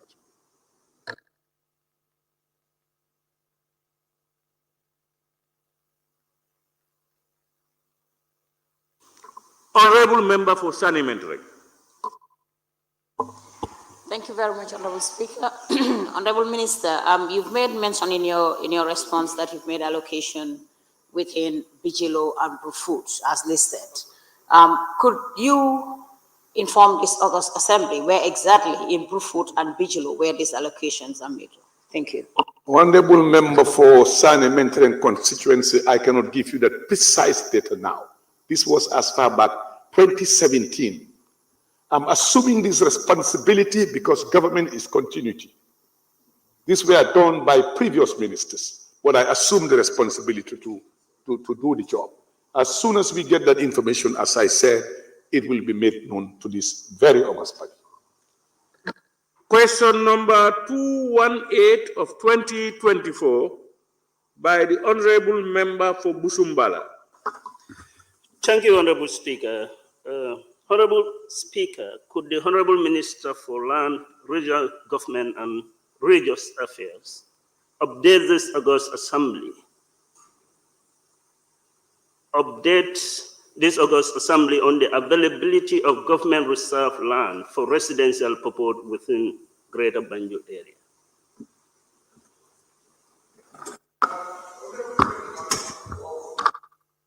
Honorable member of Busumbala constituency, the ministry is aware of the significant housing and accommodation challenges in Banjul, primarily due to its location on an island, making it vulnerable to sea level rise and flooding. In 2021, the ministry, through the Department of Physical Planning and Housing, in collaboration with the Banjul City Council, embarked. It's a different question. Question number 218 of 2024. You are reading 219.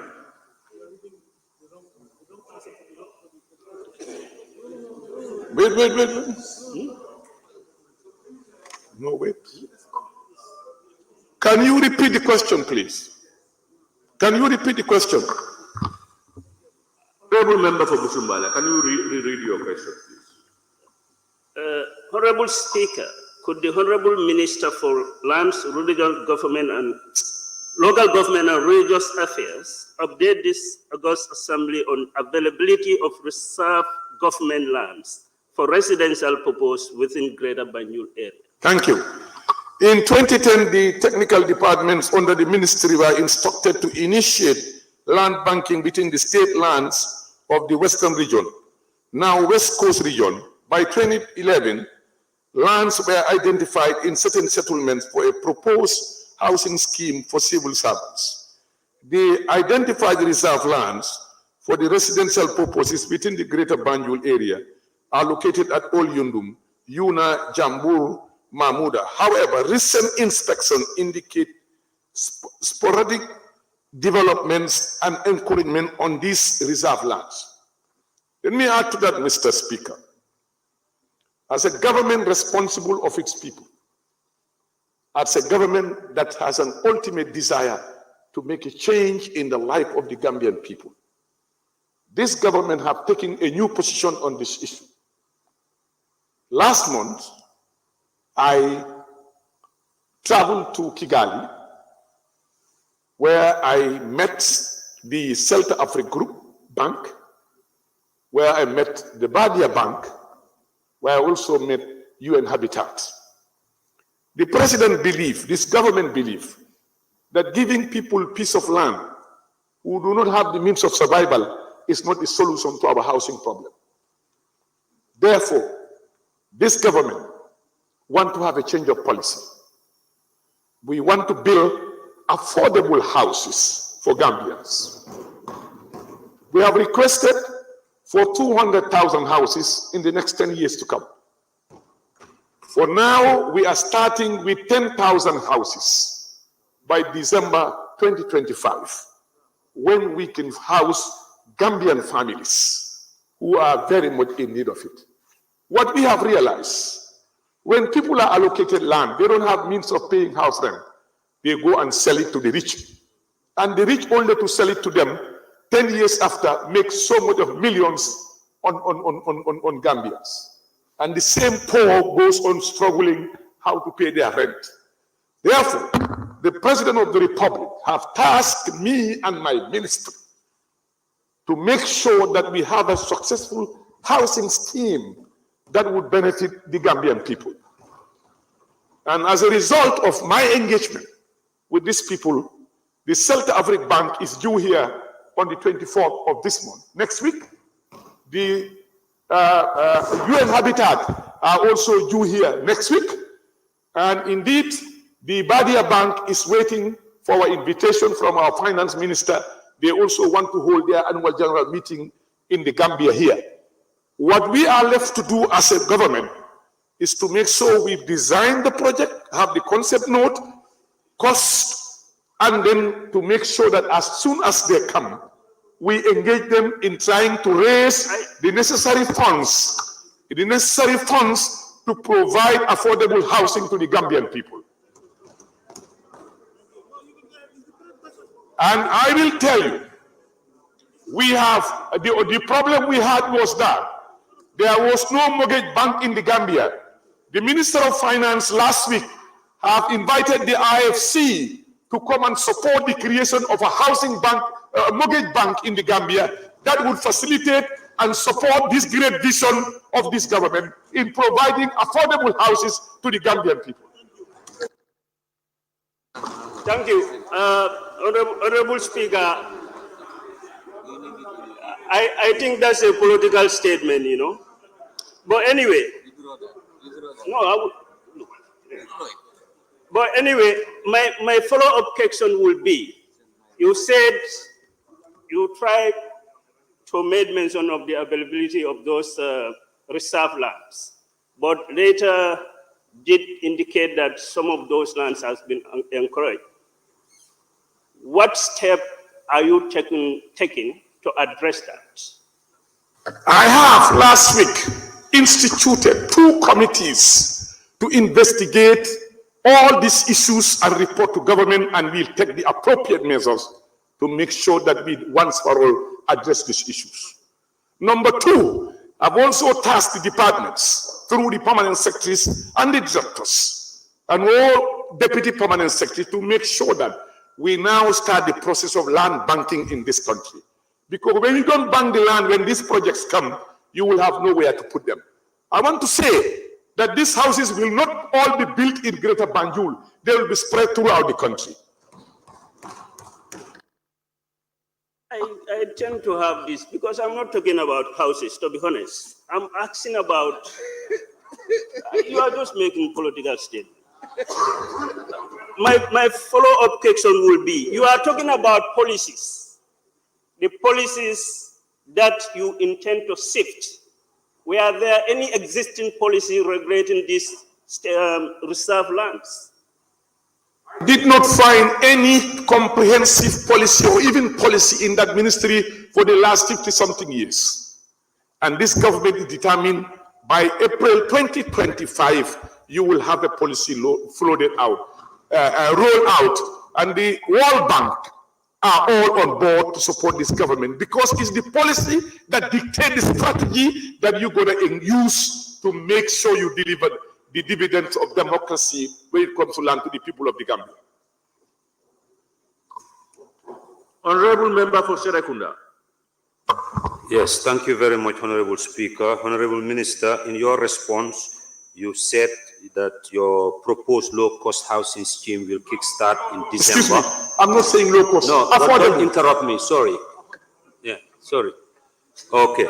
You said in your response that your proposed low-cost housing scheme will kickstart in December as a result of the series of engagements you have with your development partners. But my question is that have you also done a feasibility studies and identify a site that is suitable for that low-cost housing scheme? I am not talking about low-cost housing scheme. I am talking about affordable housing scheme. They are different. They are different. There are a difference between affordable housing and low-cost housing. Gambians deserve better. We don't want to build them petty houses just in the name of building. We want to give them affordable housing scheme that is reasonable, that they can pay a rent in 20 years and become ownership of these houses. That's what we want to do. We don't want to give them as if they are beggars being built houses that you can see. We are not talking about, excuse me, let me help you, Honorable Member for Serekunda. Honorable Minister, you have only 2 minutes to respond to. Thank you. Noted. Mr. Speaker, noted. We want to build affordable houses for the Gambian people. We are now working on doing all these things because we have to move 10 times faster than we are supposed to move. The concept is being prepared, the design is being prepared, the cost is being prepared, and inshallah, very soon it will be on the desk before we start engaging our partners. Honorable Member for Latrikunda Sabeji.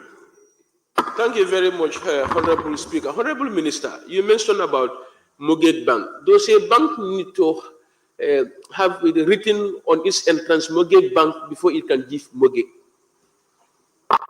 The operation within the mortgage industry, you need to have a mortgage bank. And there is other Gambians who have been looking for this. But then we needed to have the IFC to be invited to come to the Gambia to support them to have a mortgage bank, so that this mortgage bank will be responsible of managing these mortgage houses that we are going to create. Simple and straightforward. Honorable nominated member Fatou K. Jawara.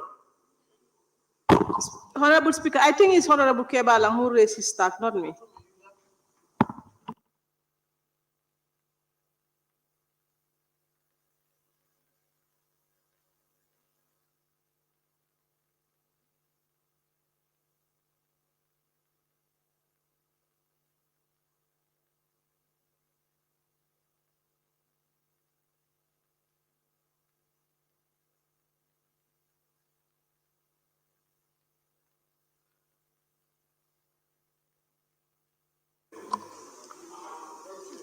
I now invite the Honorable nominated member Keba Lang Fofana. Honorable Minister, thank you very much. In your responses, you've indicated the willingness of the government to respond to the social needs with the affordable housing scheme. Honorable Minister, can you further elaborate how the affordable housing scheme will further cement the land banking policy? I will repeat. Can you further elaborate how the affordable housing scheme will further cement the land banking ideology? Thank you, nominated member. Substantive. In the absence of a land banking, it becomes impossible to roll out an affordable housing scheme, because once the resources are available, the land must be there. And if we don't manage the land, we're in trouble. Land does not expand, it contracts. Therefore, the management of land is key in national development.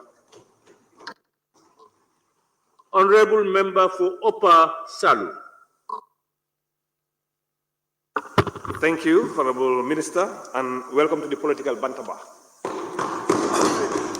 Honorable Speaker, the question is to the Minister. In your quest to provide affordable housing for the Gambian population, would you be prioritizing for the availability for the civil servants like the teachers and the security? Will you be making any priority for them? That will not be my ultimate decision. That will be a decision of the cabinet, and the president would chair that cabinet committee. Honorable member for Janjanbureh.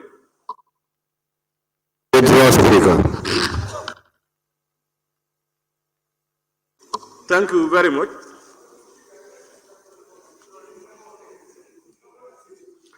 Honorable member for Woodley, whenever you raise your tag late, and then you want to come in and the number is gone, you, Honorable, I have asked him. I have called him. He has responded.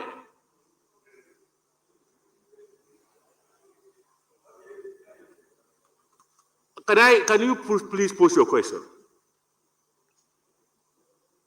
Thank you very much, Honorable Speaker, for that generosity.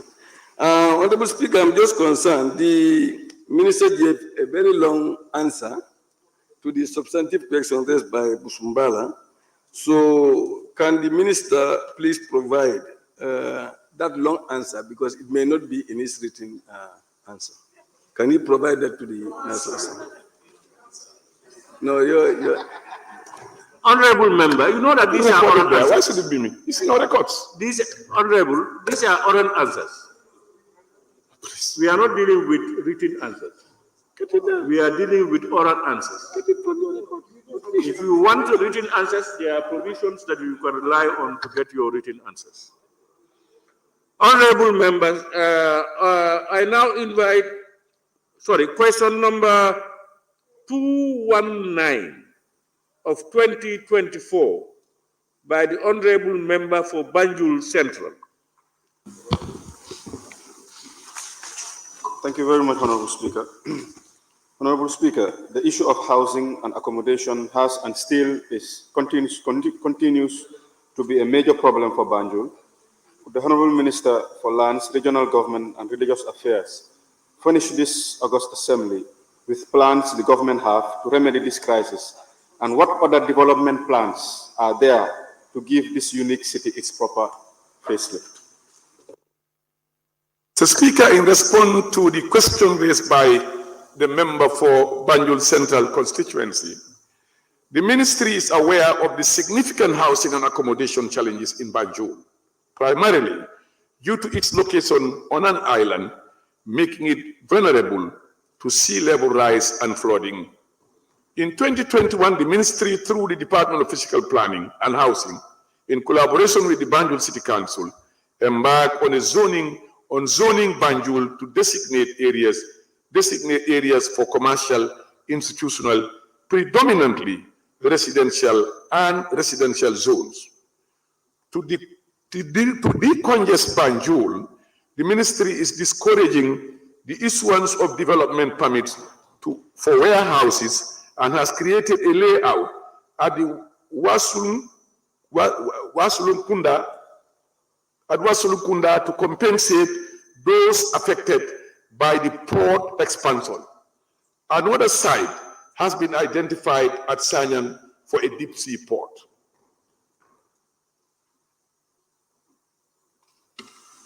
Thank you, Honorable Minister, for that summation. Would you give a timeline as to when the zoning assessment will be done? I cannot, because I don't have the update report as to the situation report.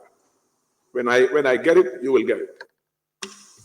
And also, what other development projects are there in place for Banjul, apart from this? Question for me. I can only answer what is within my ministry. That was part of my question, Honorable Minister. Development in terms of housing? No, my question was not only specific to housing, yes, but I also added, or any other development initiatives for. Well, as a government, we are an entity responsible of everything, but I can assure you that I would deviate from getting into that one.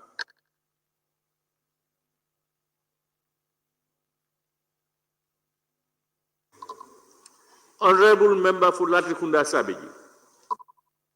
Thank you very much, Honorable Speaker. And Honorable Minister, thank you for your response. That's why I was clapping for those responses, because Banjul is a city that is sinking, going below the sea level. I don't think we should encourage more construction activities in Banjul. I'm an engineer, I know what I'm talking about. My question is, do you have a plan to relocate people from this city who wants to go outside Banjul? Do you have any relocation plan for people in Banjul?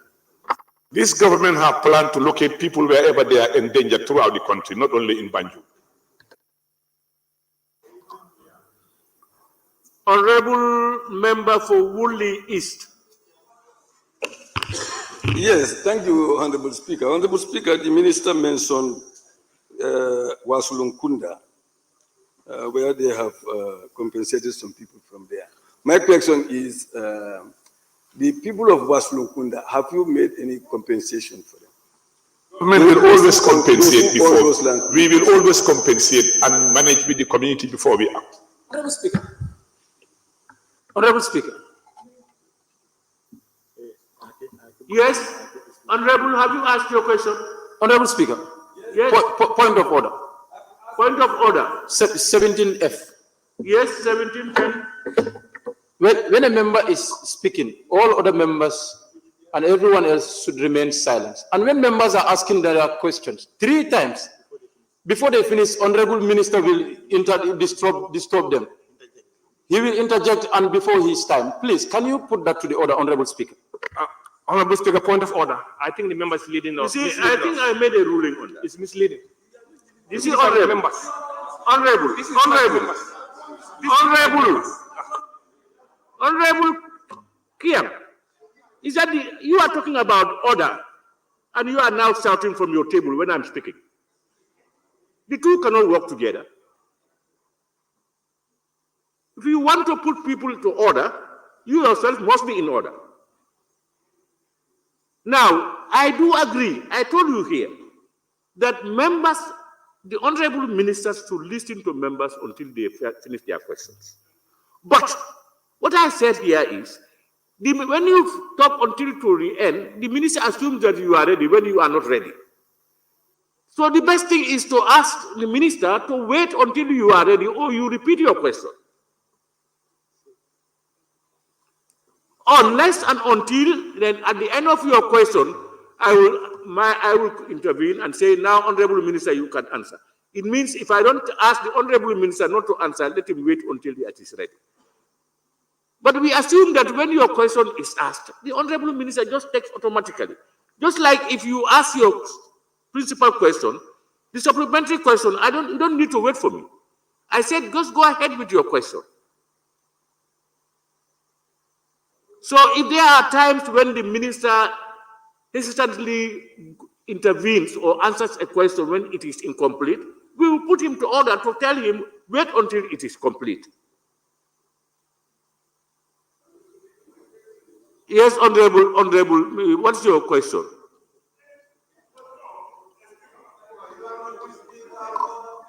Honorable. Huh? Honorable Speaker, my question was, the minister mentioned Waslung Kunda, that they are making preparations to transfer some people to Waslung Kunda lands. My question is whether there is any compensation package for Waslung Kunda people who own the land, previously owned the land. That's my point of order. Now it will not be answered. Point of order. Yes, you are myself. I'm even putting him to order. Yeah, thank you. This time you will not dribble past me. Waslung Kunda is mentioned. It's mentioned. But mentioning does not automatically mean it's subsided. You can ask anything on that because it's mentioned. You must relate the question. No, it's not. This one is out of order. You are talking about compensation package for Waslung Kunda. This is completely different. Completely different.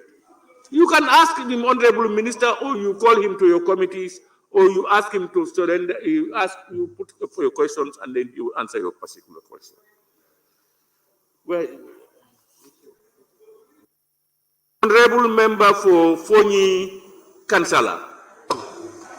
All right, thank you very much. Honorable Speaker, Honorable Minister, as per the relocation of landowners from Banjul and other satellites, what are the major challenges that you normally face if they are asked to relocate? Do you face major challenges? If so, what are they? Well, I cannot tell you all the challenges, but we do face challenges, but we manage the challenges because we are meant to manage.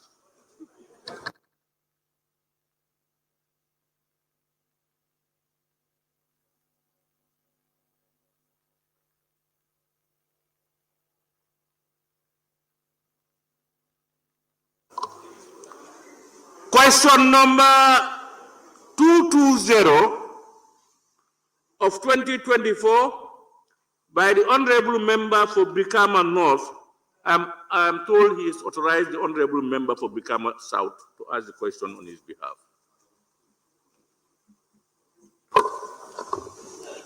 Thank you, Honorable Speaker. On behalf of Honorable Brikama North, Honorable Speaker, could the Honorable Minister for Lands, Regional Government, and Religious Affairs tell this August Assembly who is the current Paramount Chief of the Gambia and when was he appointed? And if no such appointment occur, why so?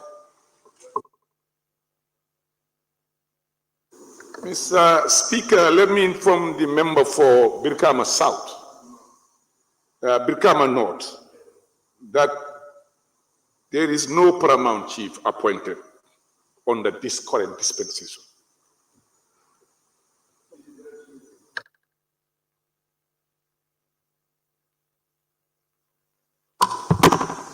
Honorable Speaker, if you look at the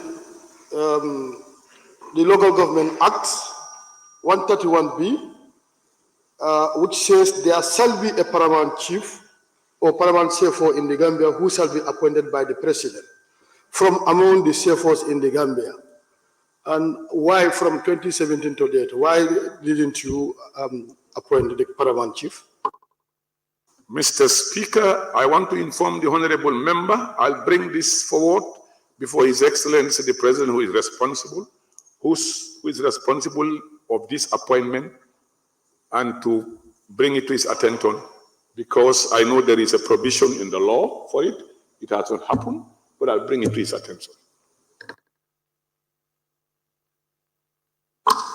Honorable Speaker, Honorable Minister, since you are the policy advisor to the President and you are aware of this particular provision in the Local Government Act, since on the receipts of these particular questions, have you tried to engage the President on this issue? Not yet, but I promise to do so.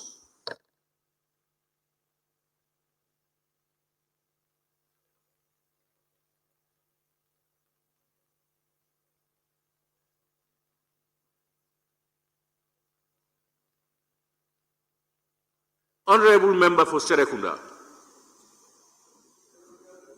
Serekunda West. Serekunda. Thank you very much, Speaker. Sorry, Serekunda. I can see you are mixing, people are fond of mixing the two. It's Serekunda and... Well, my brother in Serekunda, we are together. Don't worry about that. Honorable, you are all Serekunda. The difference is West.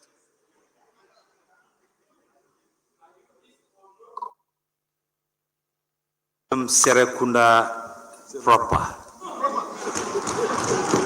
The land of This one, we are talking about Serekunda West. Honorable Member for Serekunda West. Thank you, Honorable Speaker. My concern is addressed. Withdraw.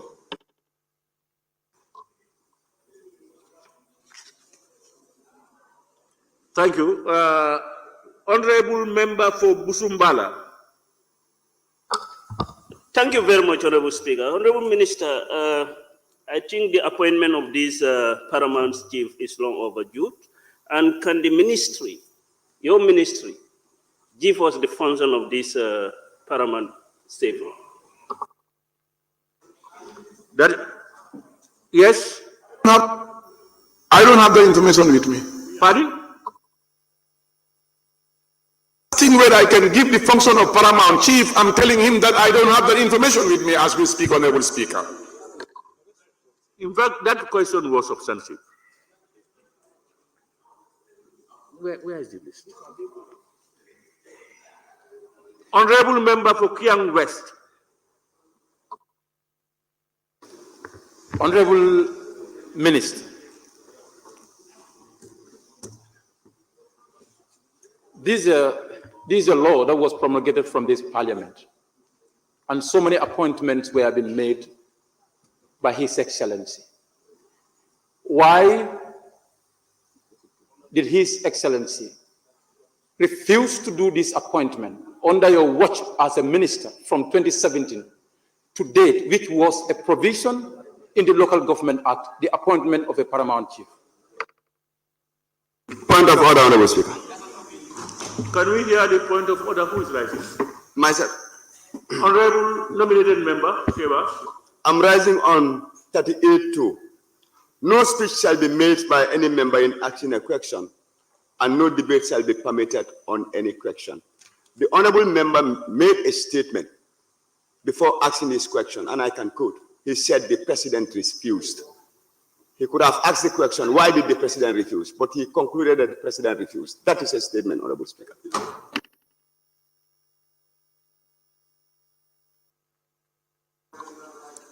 You know,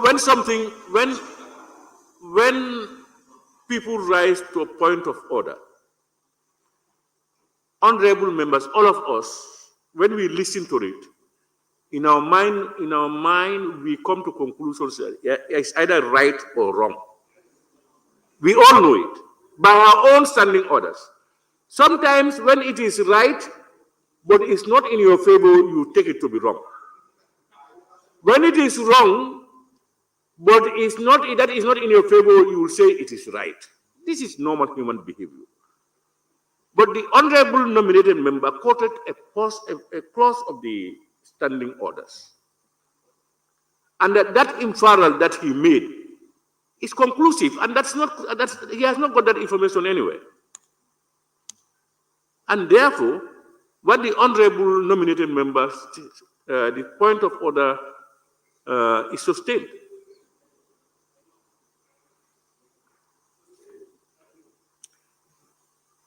I know the member for Kiang Woolley East. You will agree, unless you don't want to. I know you will agree with me. Honorable member for Bakau.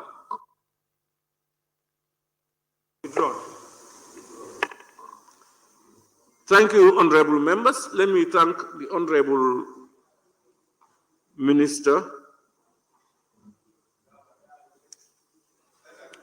for ably responding to honorable members' oral questions.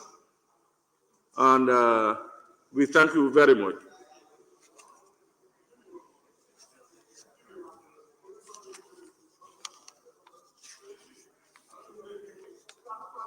Go. Hey. See the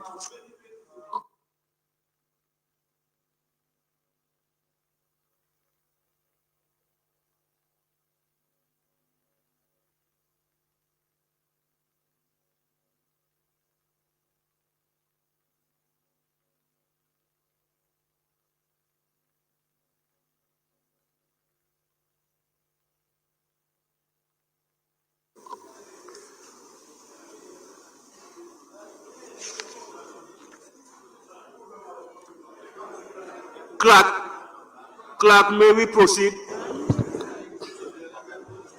Questions for oral answers. Honorable Minister for Health. Thank you very much. May I now invite the Honorable Minister for Health to take the podium.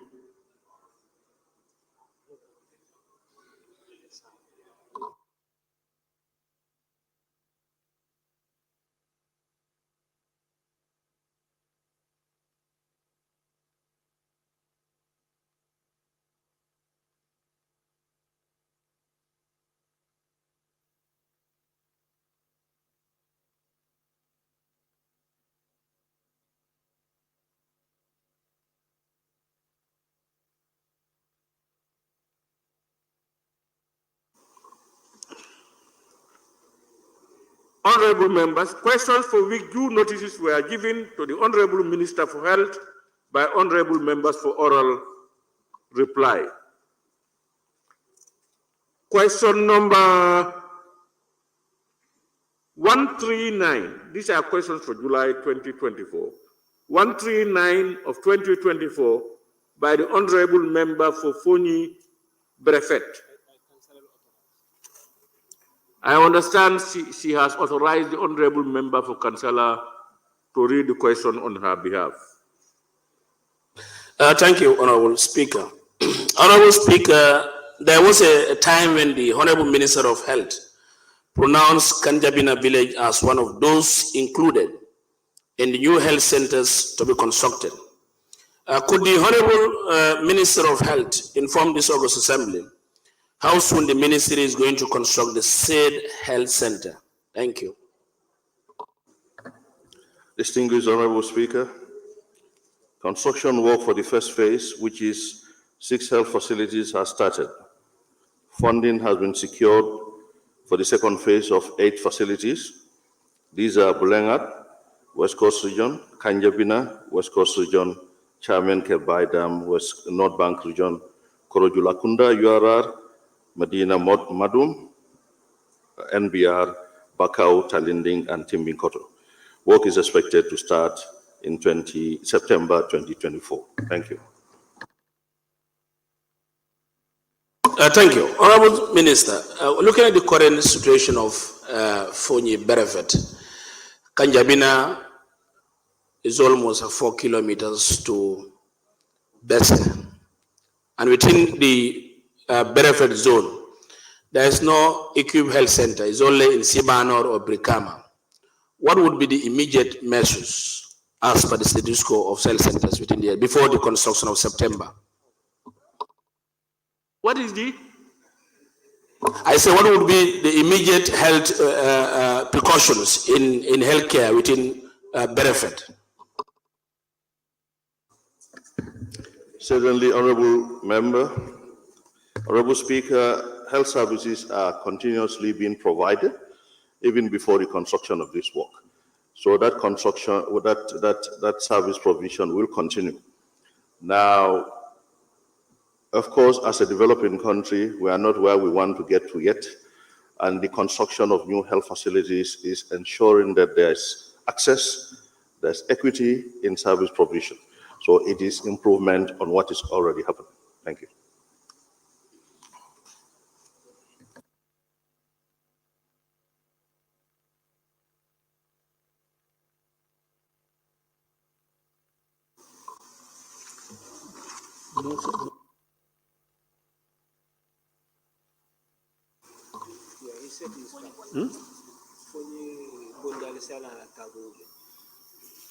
Honorable members, when you have supplementary questions, you raise your tag. Yeah, I said it's okay. I'm done. Bondali. Thank you, Honorable Speaker. Honorable Minister, you've mentioned that the health center, the construction will start in September, and then you went further to mention all other clinics. Are you going to start them all in September? Inshallah, this 8 will be started in September. As I speak to you, construction works have started for 6 health posts across the country. We'll be doing the foundation laying, formal one, but the workers are on the ground to do so. That's funded by Gavi, and these 8 are being funded by Badia, and the funds are already around. Thank you.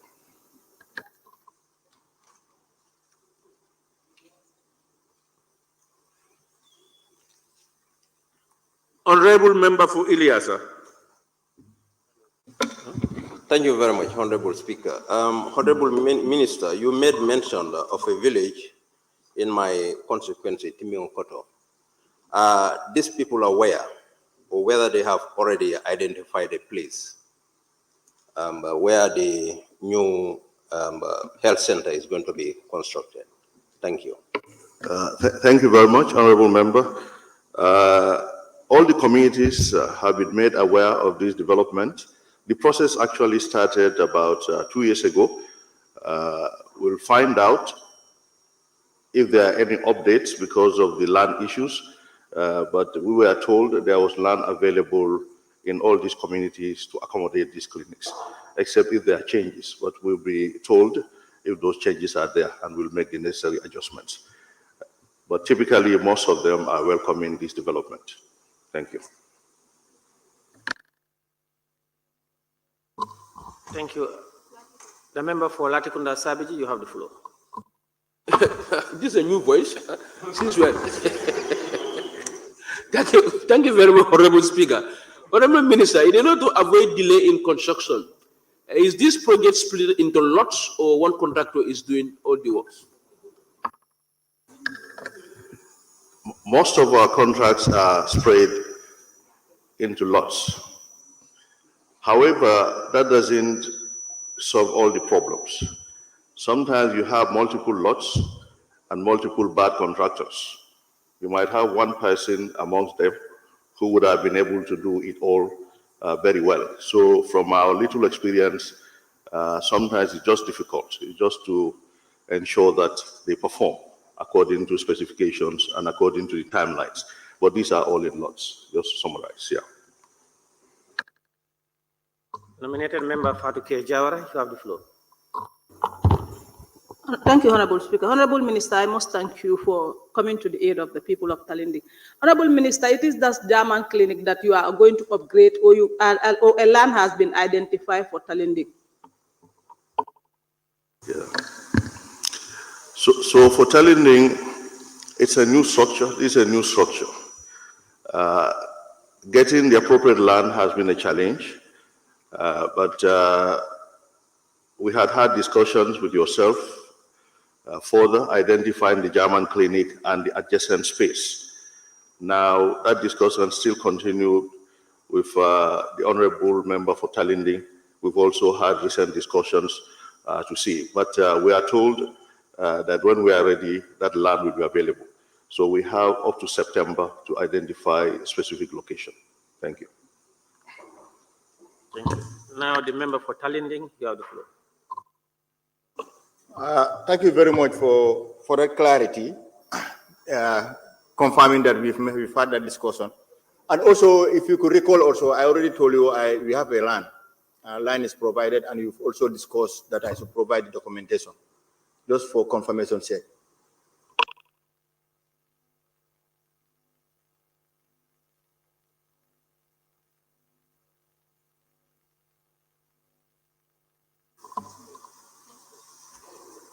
Question number 140 of 2024 by the member for Woolies. Yes, thank you very much, Honorable Speaker. Honorable Speaker, this assembly has increased the budget line to provide fuel for the community ambulances. But for some reason, the communities are still asked to provide fuel. Could the Honorable Minister for Health explain to this August Assembly what policy the ministry has adopted to address this perennial challenge? Thank you. Honorable Speaker, the Ministry of Health has signed the contract with Riders for Health, RFH, for the management of our ambulances in terms of fuel supplies and maintenance. And this includes all community ambulances. Thank you.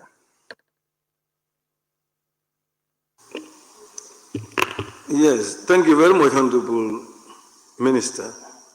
Honorable Minister, what is the allocation? How much fuel do you allocate to an ambulance monthly? Honorable Speaker, I'll not be able to say that offhand, but we can get you the information subsequently. It's not difficult to know, but I am not prepared for that. However, we know that even if they exhaust the allocated amount, if the need is still there, they'll get a top-up. That one is the rule, because the ambulance cannot be there, and because they've exhausted what was allocated, and the ambulance doesn't move. Everybody understands that. Thank you. Yes, thank you very much, Honorable Minister. Do you have any control measures?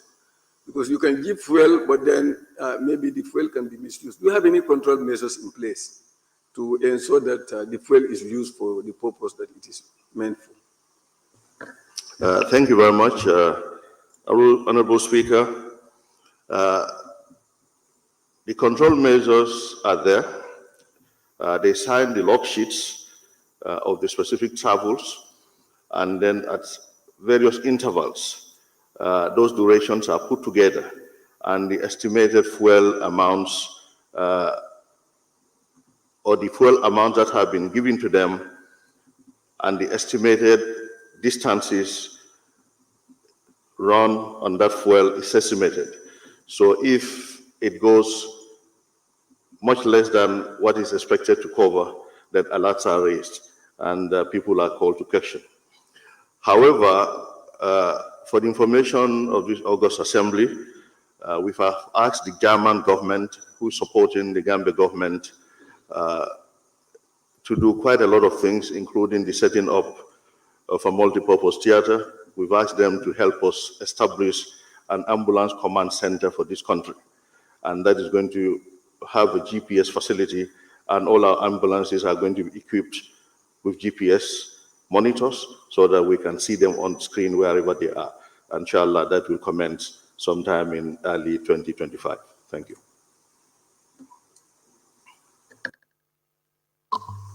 The member for Fonyi Bondale, you have the floor. Thank you, Speaker. Honorable Minister, when was this contract signed with riders for fueling and maintenance? The contract was signed, I think, early this month, just a few weeks ago. So the problem Honorable Member for Woodley was talking about, we became aware of the problem, and we insisted that they all get included. But certainly the contract with riders has to also be favorable to government. So that took time, and also following the due diligence of the procurement processes and the review by the Minister of Justice, all that took time, but eventually the contract has been signed. So we are happy that these ambulances have been included. Thank you.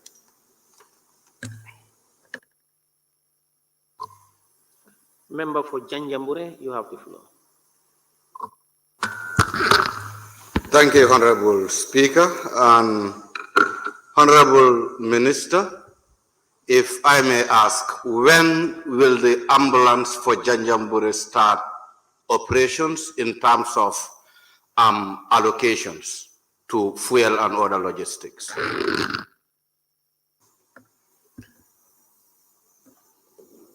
Honorable Member, I would want to be clear if it is a new ambulance that was donated you are talking about. Yes, Honorable Minister. Thank you, Honorable Member. We had elaborate discussions on this, you and I, and the discussions were centered around this ambulance being donated to government, because it's only at that juncture that government can take ownership and provide a driver and fuel. Because as it is not handed over, that administratively that becomes difficult. So as soon as that is done, this logistics will be provided, inshallah. Member for Same, you have the floor. Thank you very much. Honorable Speaker, the said ambulance, Same Medina, since 2018, since the then minister and up to you now, I have been complaining about the driver, fueling, and maintenance. Is Same Medina ambulance going to be part of this? Yes, thank you, Honorable Member. Sami Medina is also going to be part of this. But the same discussion that I just mentioned, we had that, you and I, and when it is handed over, then it will start receiving those kinds of logistics. So as soon as, so now the contract has been signed. It's the contract we've been waiting for, now it's been signed, and there's another one for somewhere in Opanyomi. So all of them are going to be included. We've asked them to do so. So thereafter, from this meeting, we can engage with the relevant people to commence the process. Thank you. The nominated member Fatuke Jawara, you have the floor. Thank you very much. Honorable Minister, part of the maintenance was an ambulance that was involved in a serious accident that was given to Talinding. Will that ambulance be part of that maintenance? There is point of order from the member for... I rise on point of order 43.4. A supplementary question shall not be in order if it introduces matters not included in the original and the answers provided. The honorable member is asking a question that is not included in the original and also not in the provided answer. Sorry, please, no, don't use a mic, ma, please. Sorry. And what's her question, please? Her question is about the ambulance in her area. Honorable, I think you are listening.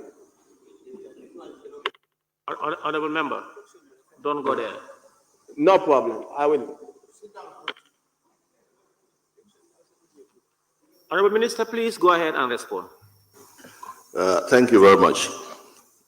Honorable Speaker, that ambulance was badly damaged. It probably needs a replacement. We're hoping to get new ambulances. When that comes, because of the population density of Talinding, that will be looked into. But I think the challenge here is when something is not enough, the places that got, if they lose their own, then it becomes a problem to replace when others have been waiting for a longer time, for a very long time to get even one. So I think the ownership, we should ensure that the communities take ownership of this. Now that it's broken down, a whole lot of people are suffering. But we're expecting some more ambulances, and that will be looked into. So we have a replacement. Thank you. The member for Sandementring, you have the floor. Thank you very much, Honorable Speaker. Honorable Minister, considering the population of Sukuta, especially the cluster that Sukuta might be visiting, or they might be visiting Sukuta Health Center, and a particular ambulance was donated to Sukuta Health Center by AfricMed, would Sukuta Health Center, as I said, considering the population that they oversee, would Sukuta be part of this, and Burfoot as well? Thank you. Sorry, part of what? Madam? The ambulances. Would there be any ambulance given to Sukuta Health Center and Burfoot? Thank you. Yes, thank you, Honorable Member. We are aware of that ambulance, and that will also be incorporated onto the rider scheme so that the driver is provided for by the scheme, and also the fueling will be done. Yeah. New ambulance? Sukuta had one before. No. Member of Parliament, Okay. Don't engage the minister But for question and answer session. we will Minister, look. just go ahead, respond, and then that's it. Okay.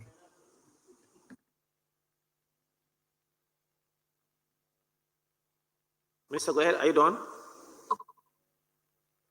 Honorable Minister, are you done? Yeah, there are more further questions, but with this one, I think what we'll do is we do regular needs assessment based on because these are dynamic, they are not static. When we see the need increases in that area, they'll be supported further. Thank you. Question number 141 of 2024 by the member for Woolies. Yes, thank you very much, Honorable Speaker. Honorable Speaker, in an answer to my question during the 5th Assembly, the Honorable Minister for Health gave a promise to upgrade the Bajakunda Health Center to cater for an operations theater to prevent the transfer of patients for such simple surgeries. Could the Honorable Minister inform this August Assembly how far we are towards those plans? Thank you. Order, member for Foni Bintang and Foni Jarol, please order. Honorable Speaker, the Ministry of Health has done an initial assessment of some facilities to upgrade them to be able to carry out various operations, including cesarean sections. The Bajakunda Major Health Center is one of them. The cost of the renovation will be factored in the 2025 budget for work to start. Thank you.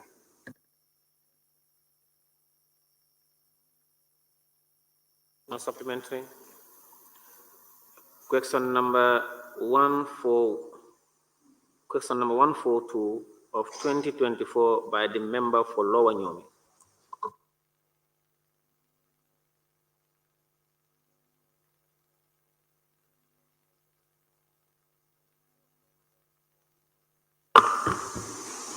Honorable Speaker, the Honorable Minister for Health once mentioned that government has ordered new ambulances.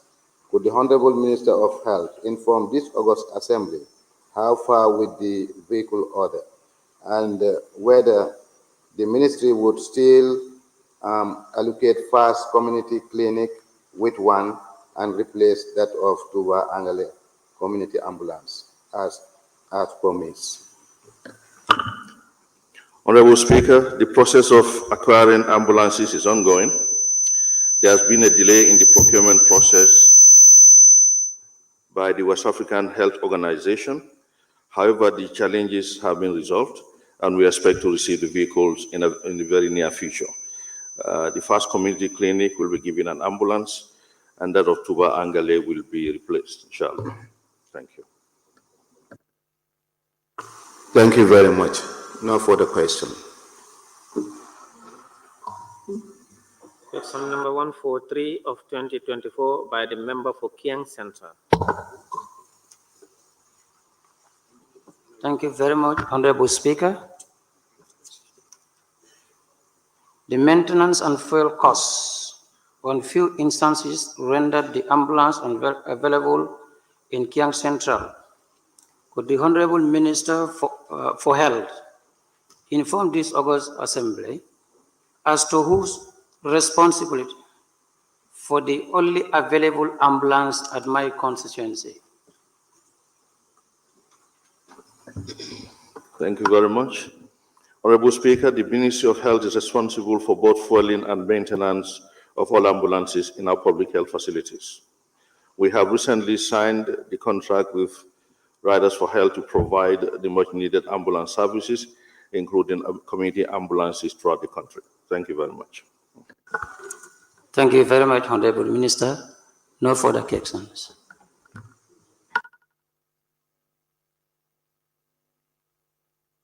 Member for Lower Salem, you have the floor. Honorable Minister, in your response, including the community ambulance, but they are still struggling for fueling of those ambulances. So the contract has been signed recently, so the problems will be resolved now, inshallah.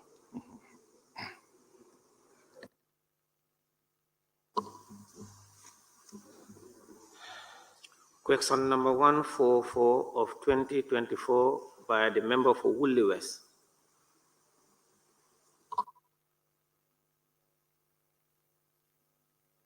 Is out. Question number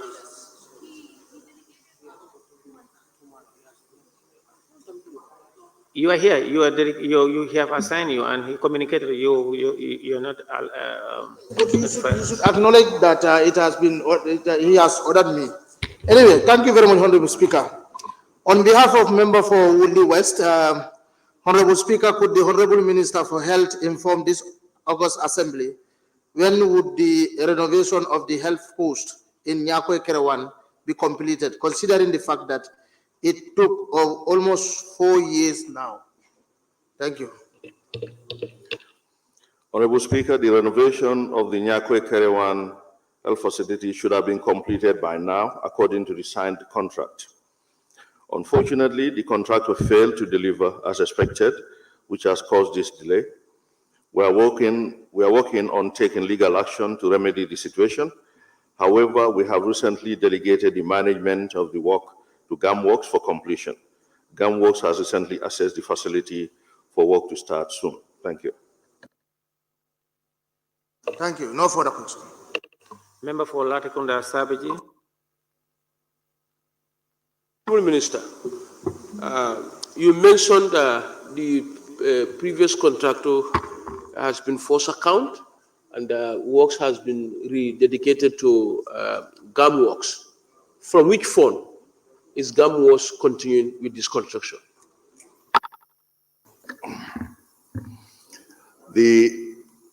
This work is actually being done on GLF, and the contractor who was doing the work defaulted. The works have advanced. Actually, it's close to completion, but unfortunately, he's not responding. He's not responding to calls. People have gone to contact him. He's nowhere to be found. But of course, we are all aware that each payment is based on an interim certificate of works, what has been completed. So the reconciliations will be made as to see whether he's been paid more than what he has done, what he has worked, or he's been paid less.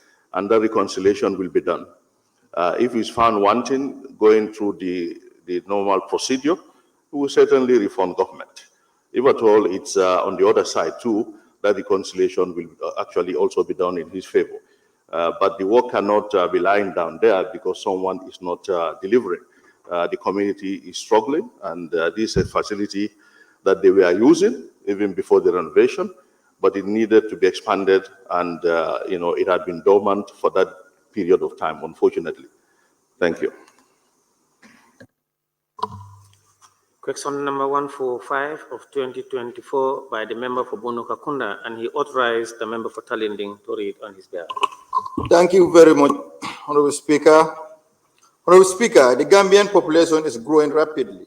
Could the Honorable Minister for Health inform this August Assembly if the ministry has plans to have another teaching hospital different from the Edward Francis Small Teaching Hospital?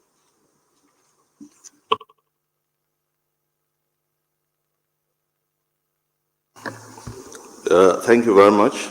Honorable Speaker, the Minister of Health is cognizant of the fact that the only teaching hospital in the country, which is the EFSTH, was not initially built as a teaching hospital, and it has also limited bed capacity and space for further expansion. Recognizing the challenges faced by EFSTH, His Excellency the President of the Republic laid the foundation stone for the new 1,500-bed teaching hospital in Farato. The first phase of this hospital will be completed, inshallah, in October 2024. Thank you. Yes, thank you. Thank you very much. You've mentioned about 1,000 beds. The first phase will be completed by October. Now, when the first phase is completed, how many beds will that comprise? The first phase is a 104-bed emergency center, which has a 20-bed intensive care unit, modern intensive care unit. Now, building a teaching hospital is a very, very expensive venture. The strategy is to do it in phases. And there are promises, in fact, strong promises. We are working on that. The Qatari government is coming to build up another aspect of it. Inshallah, very soon that will start. Discussions are on the way. That will also come and add quite a number of beds. The Chinese government, we are in consultation with them. They are coming to also support. So the process has started, and eventually, by the time it's complete, inshallah, it will be 1,500 beds. Thank you. That is a very wonderful information. Happy. Okay, so you've mentioned about phases. Could you tell us in how many phases is the project broken into, and when eventually we expect the completion, the overall completion? Thank you very much. I can't remember offhand, but the design that has been done for us, the same German government team did the design for us, fortunately, which we could share with you. Now, we have a modular kind of format. The modular format, what it did was, it put in quite a number of structures. The whole place has been mapped out with buildings that are representing the various clinical and administrative areas. So each time we get funds, we construct some of those buildings. Now, the German government itself is going to construct the ultra-modern, multi-purpose theater for us there, which will also start, inshallah, in 2025. From January, the works will start. The discussions are on. Now, this is the theater that we want to use for open heart surgery and kidney transplantation. That is also coming on. So these are the things we're doing. Yeah.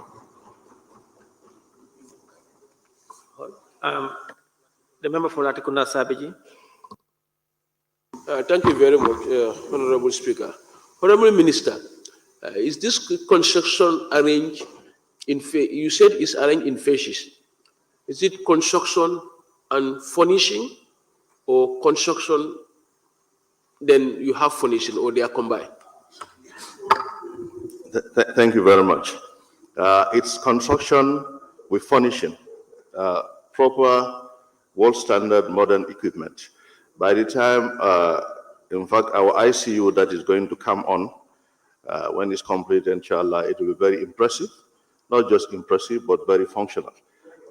Thank you. Thank you very much, Honorable Minister for Health and Social Welfare, for those answers provided. Thank you very much. You may go. Now, in accordance with Order 14.3 of the Standing Orders, I hereby vary the order paper and invite the Minister for Fisheries, Water Resources and National Assembly Matters.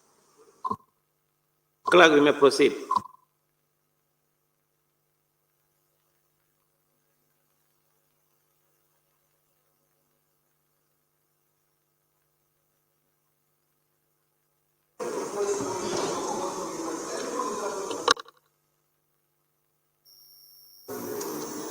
Question for oral answers by Honorable Minister for Fisheries and Water Resources. Thank you. The Honorable Minister for Fisheries, Water Resources and National Assembly Matters, you may proceed to the podium. Questions for which due notices were given to the Honorable Minister for Fisheries, Water Resources and National Assembly Matters by honorable members for oral reply.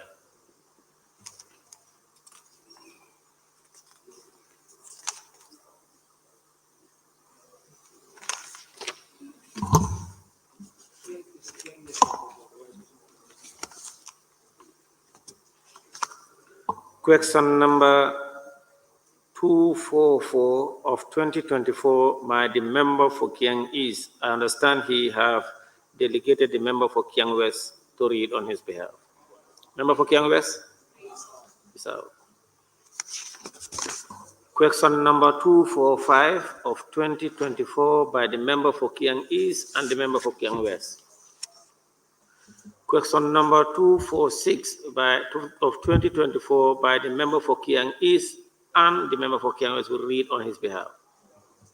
Question number 247 of 2024 by the member for Busumbala. Question number 248 of 2024 by the member for Kiang Central. Thank you very much, Honorable Speaker. This issue of clean drinking water has been a cry for my people, for the people of my constituency, which I continue to express. Could the Honorable Minister for Fisheries and Water Resources inform this August Assembly of the ministry position to address this situation?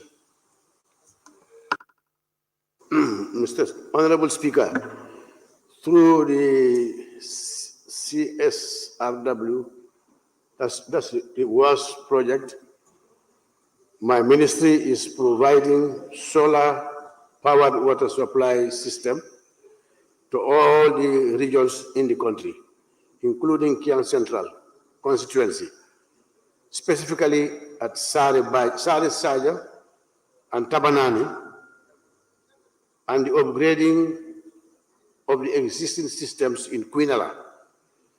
In the above-mentioned communities, boreholes have been drilled and the mechanization of the system will be done in the second phase of the Climate Smart WAS project. Thank you. Thank you very much. When is that project commencing? We're just waiting for the funding gap to be provided by the ADB, and we are expecting a team to come and assess the ongoing one in September. And hopefully, after that mission, we will get the funds. Thank you very much. No further questions.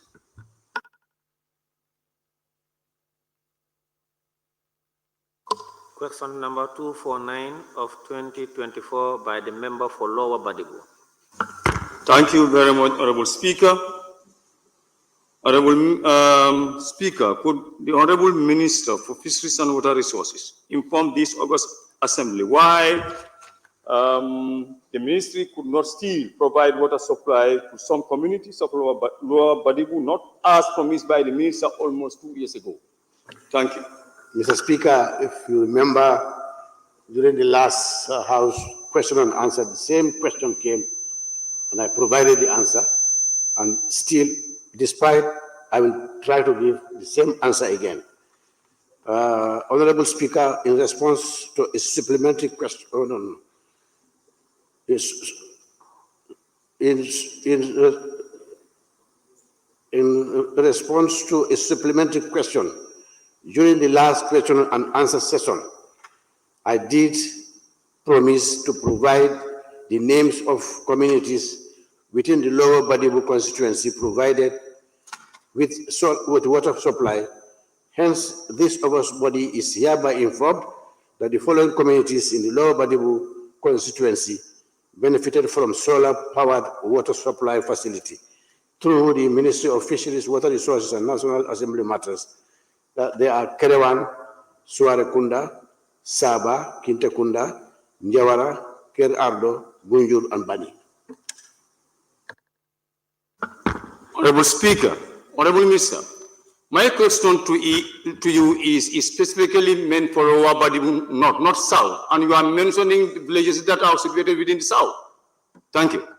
When the government develops a policy of dealing with a specific area, we don't regionalize it. We don't say North or South. We deal with the constituency. That's why I provided the communities that have been already benefited from. What I want to put to you is, Lower Badibu South, they are better compared to Lower Badibu North in terms of water supply. The Lower Badibu North are completely cut off from decent water supply. This is what I'm trying to put to you. Thank you. May I observe? Njawara, Ker Ardo are all part of the northern side of the Lower Badibu constituency, and they have benefited from the water system.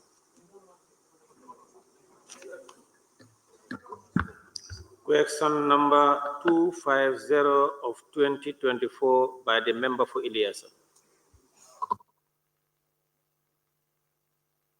Thank you, Honorable Minister, for those answers provided. Thank you very much. You may leave.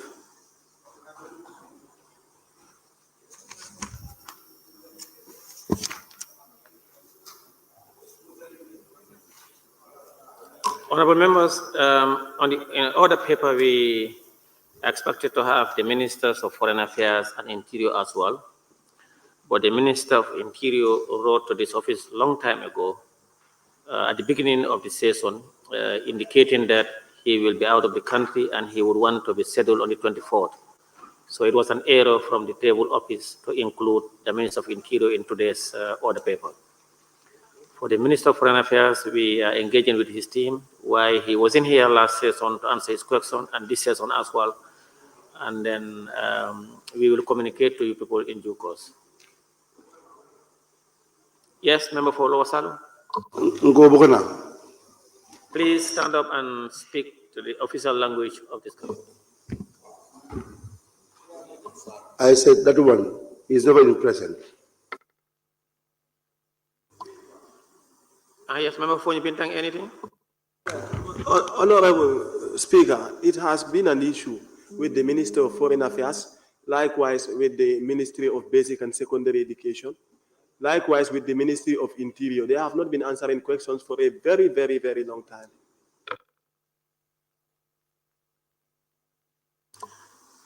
It's not accurate to say that the Minister of Interior have not been coming, and even basic and secondary education. They have always been appearing and answering to their questions. But remember, there is no substantive holder of the Ministry of Basic and Secondary Education. And in fact, they are not scheduled to appear today as per the order paper. Why you are bringing the issue of the Minister for Basic and Secondary Education?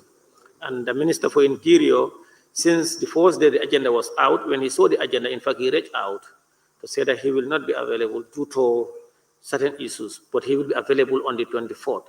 And not only by phone, but his ministry also wrote to this office informing us that he will not be within the jurisdiction.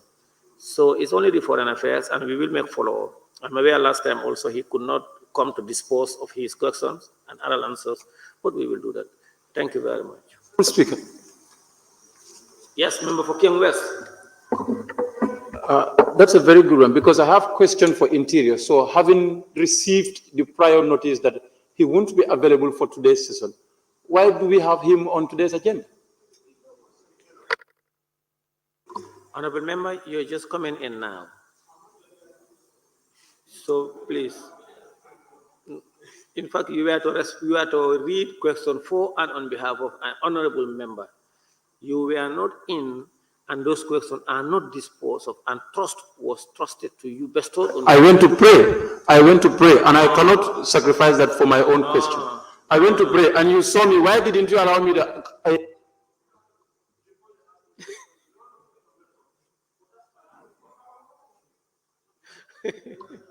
Please sit down.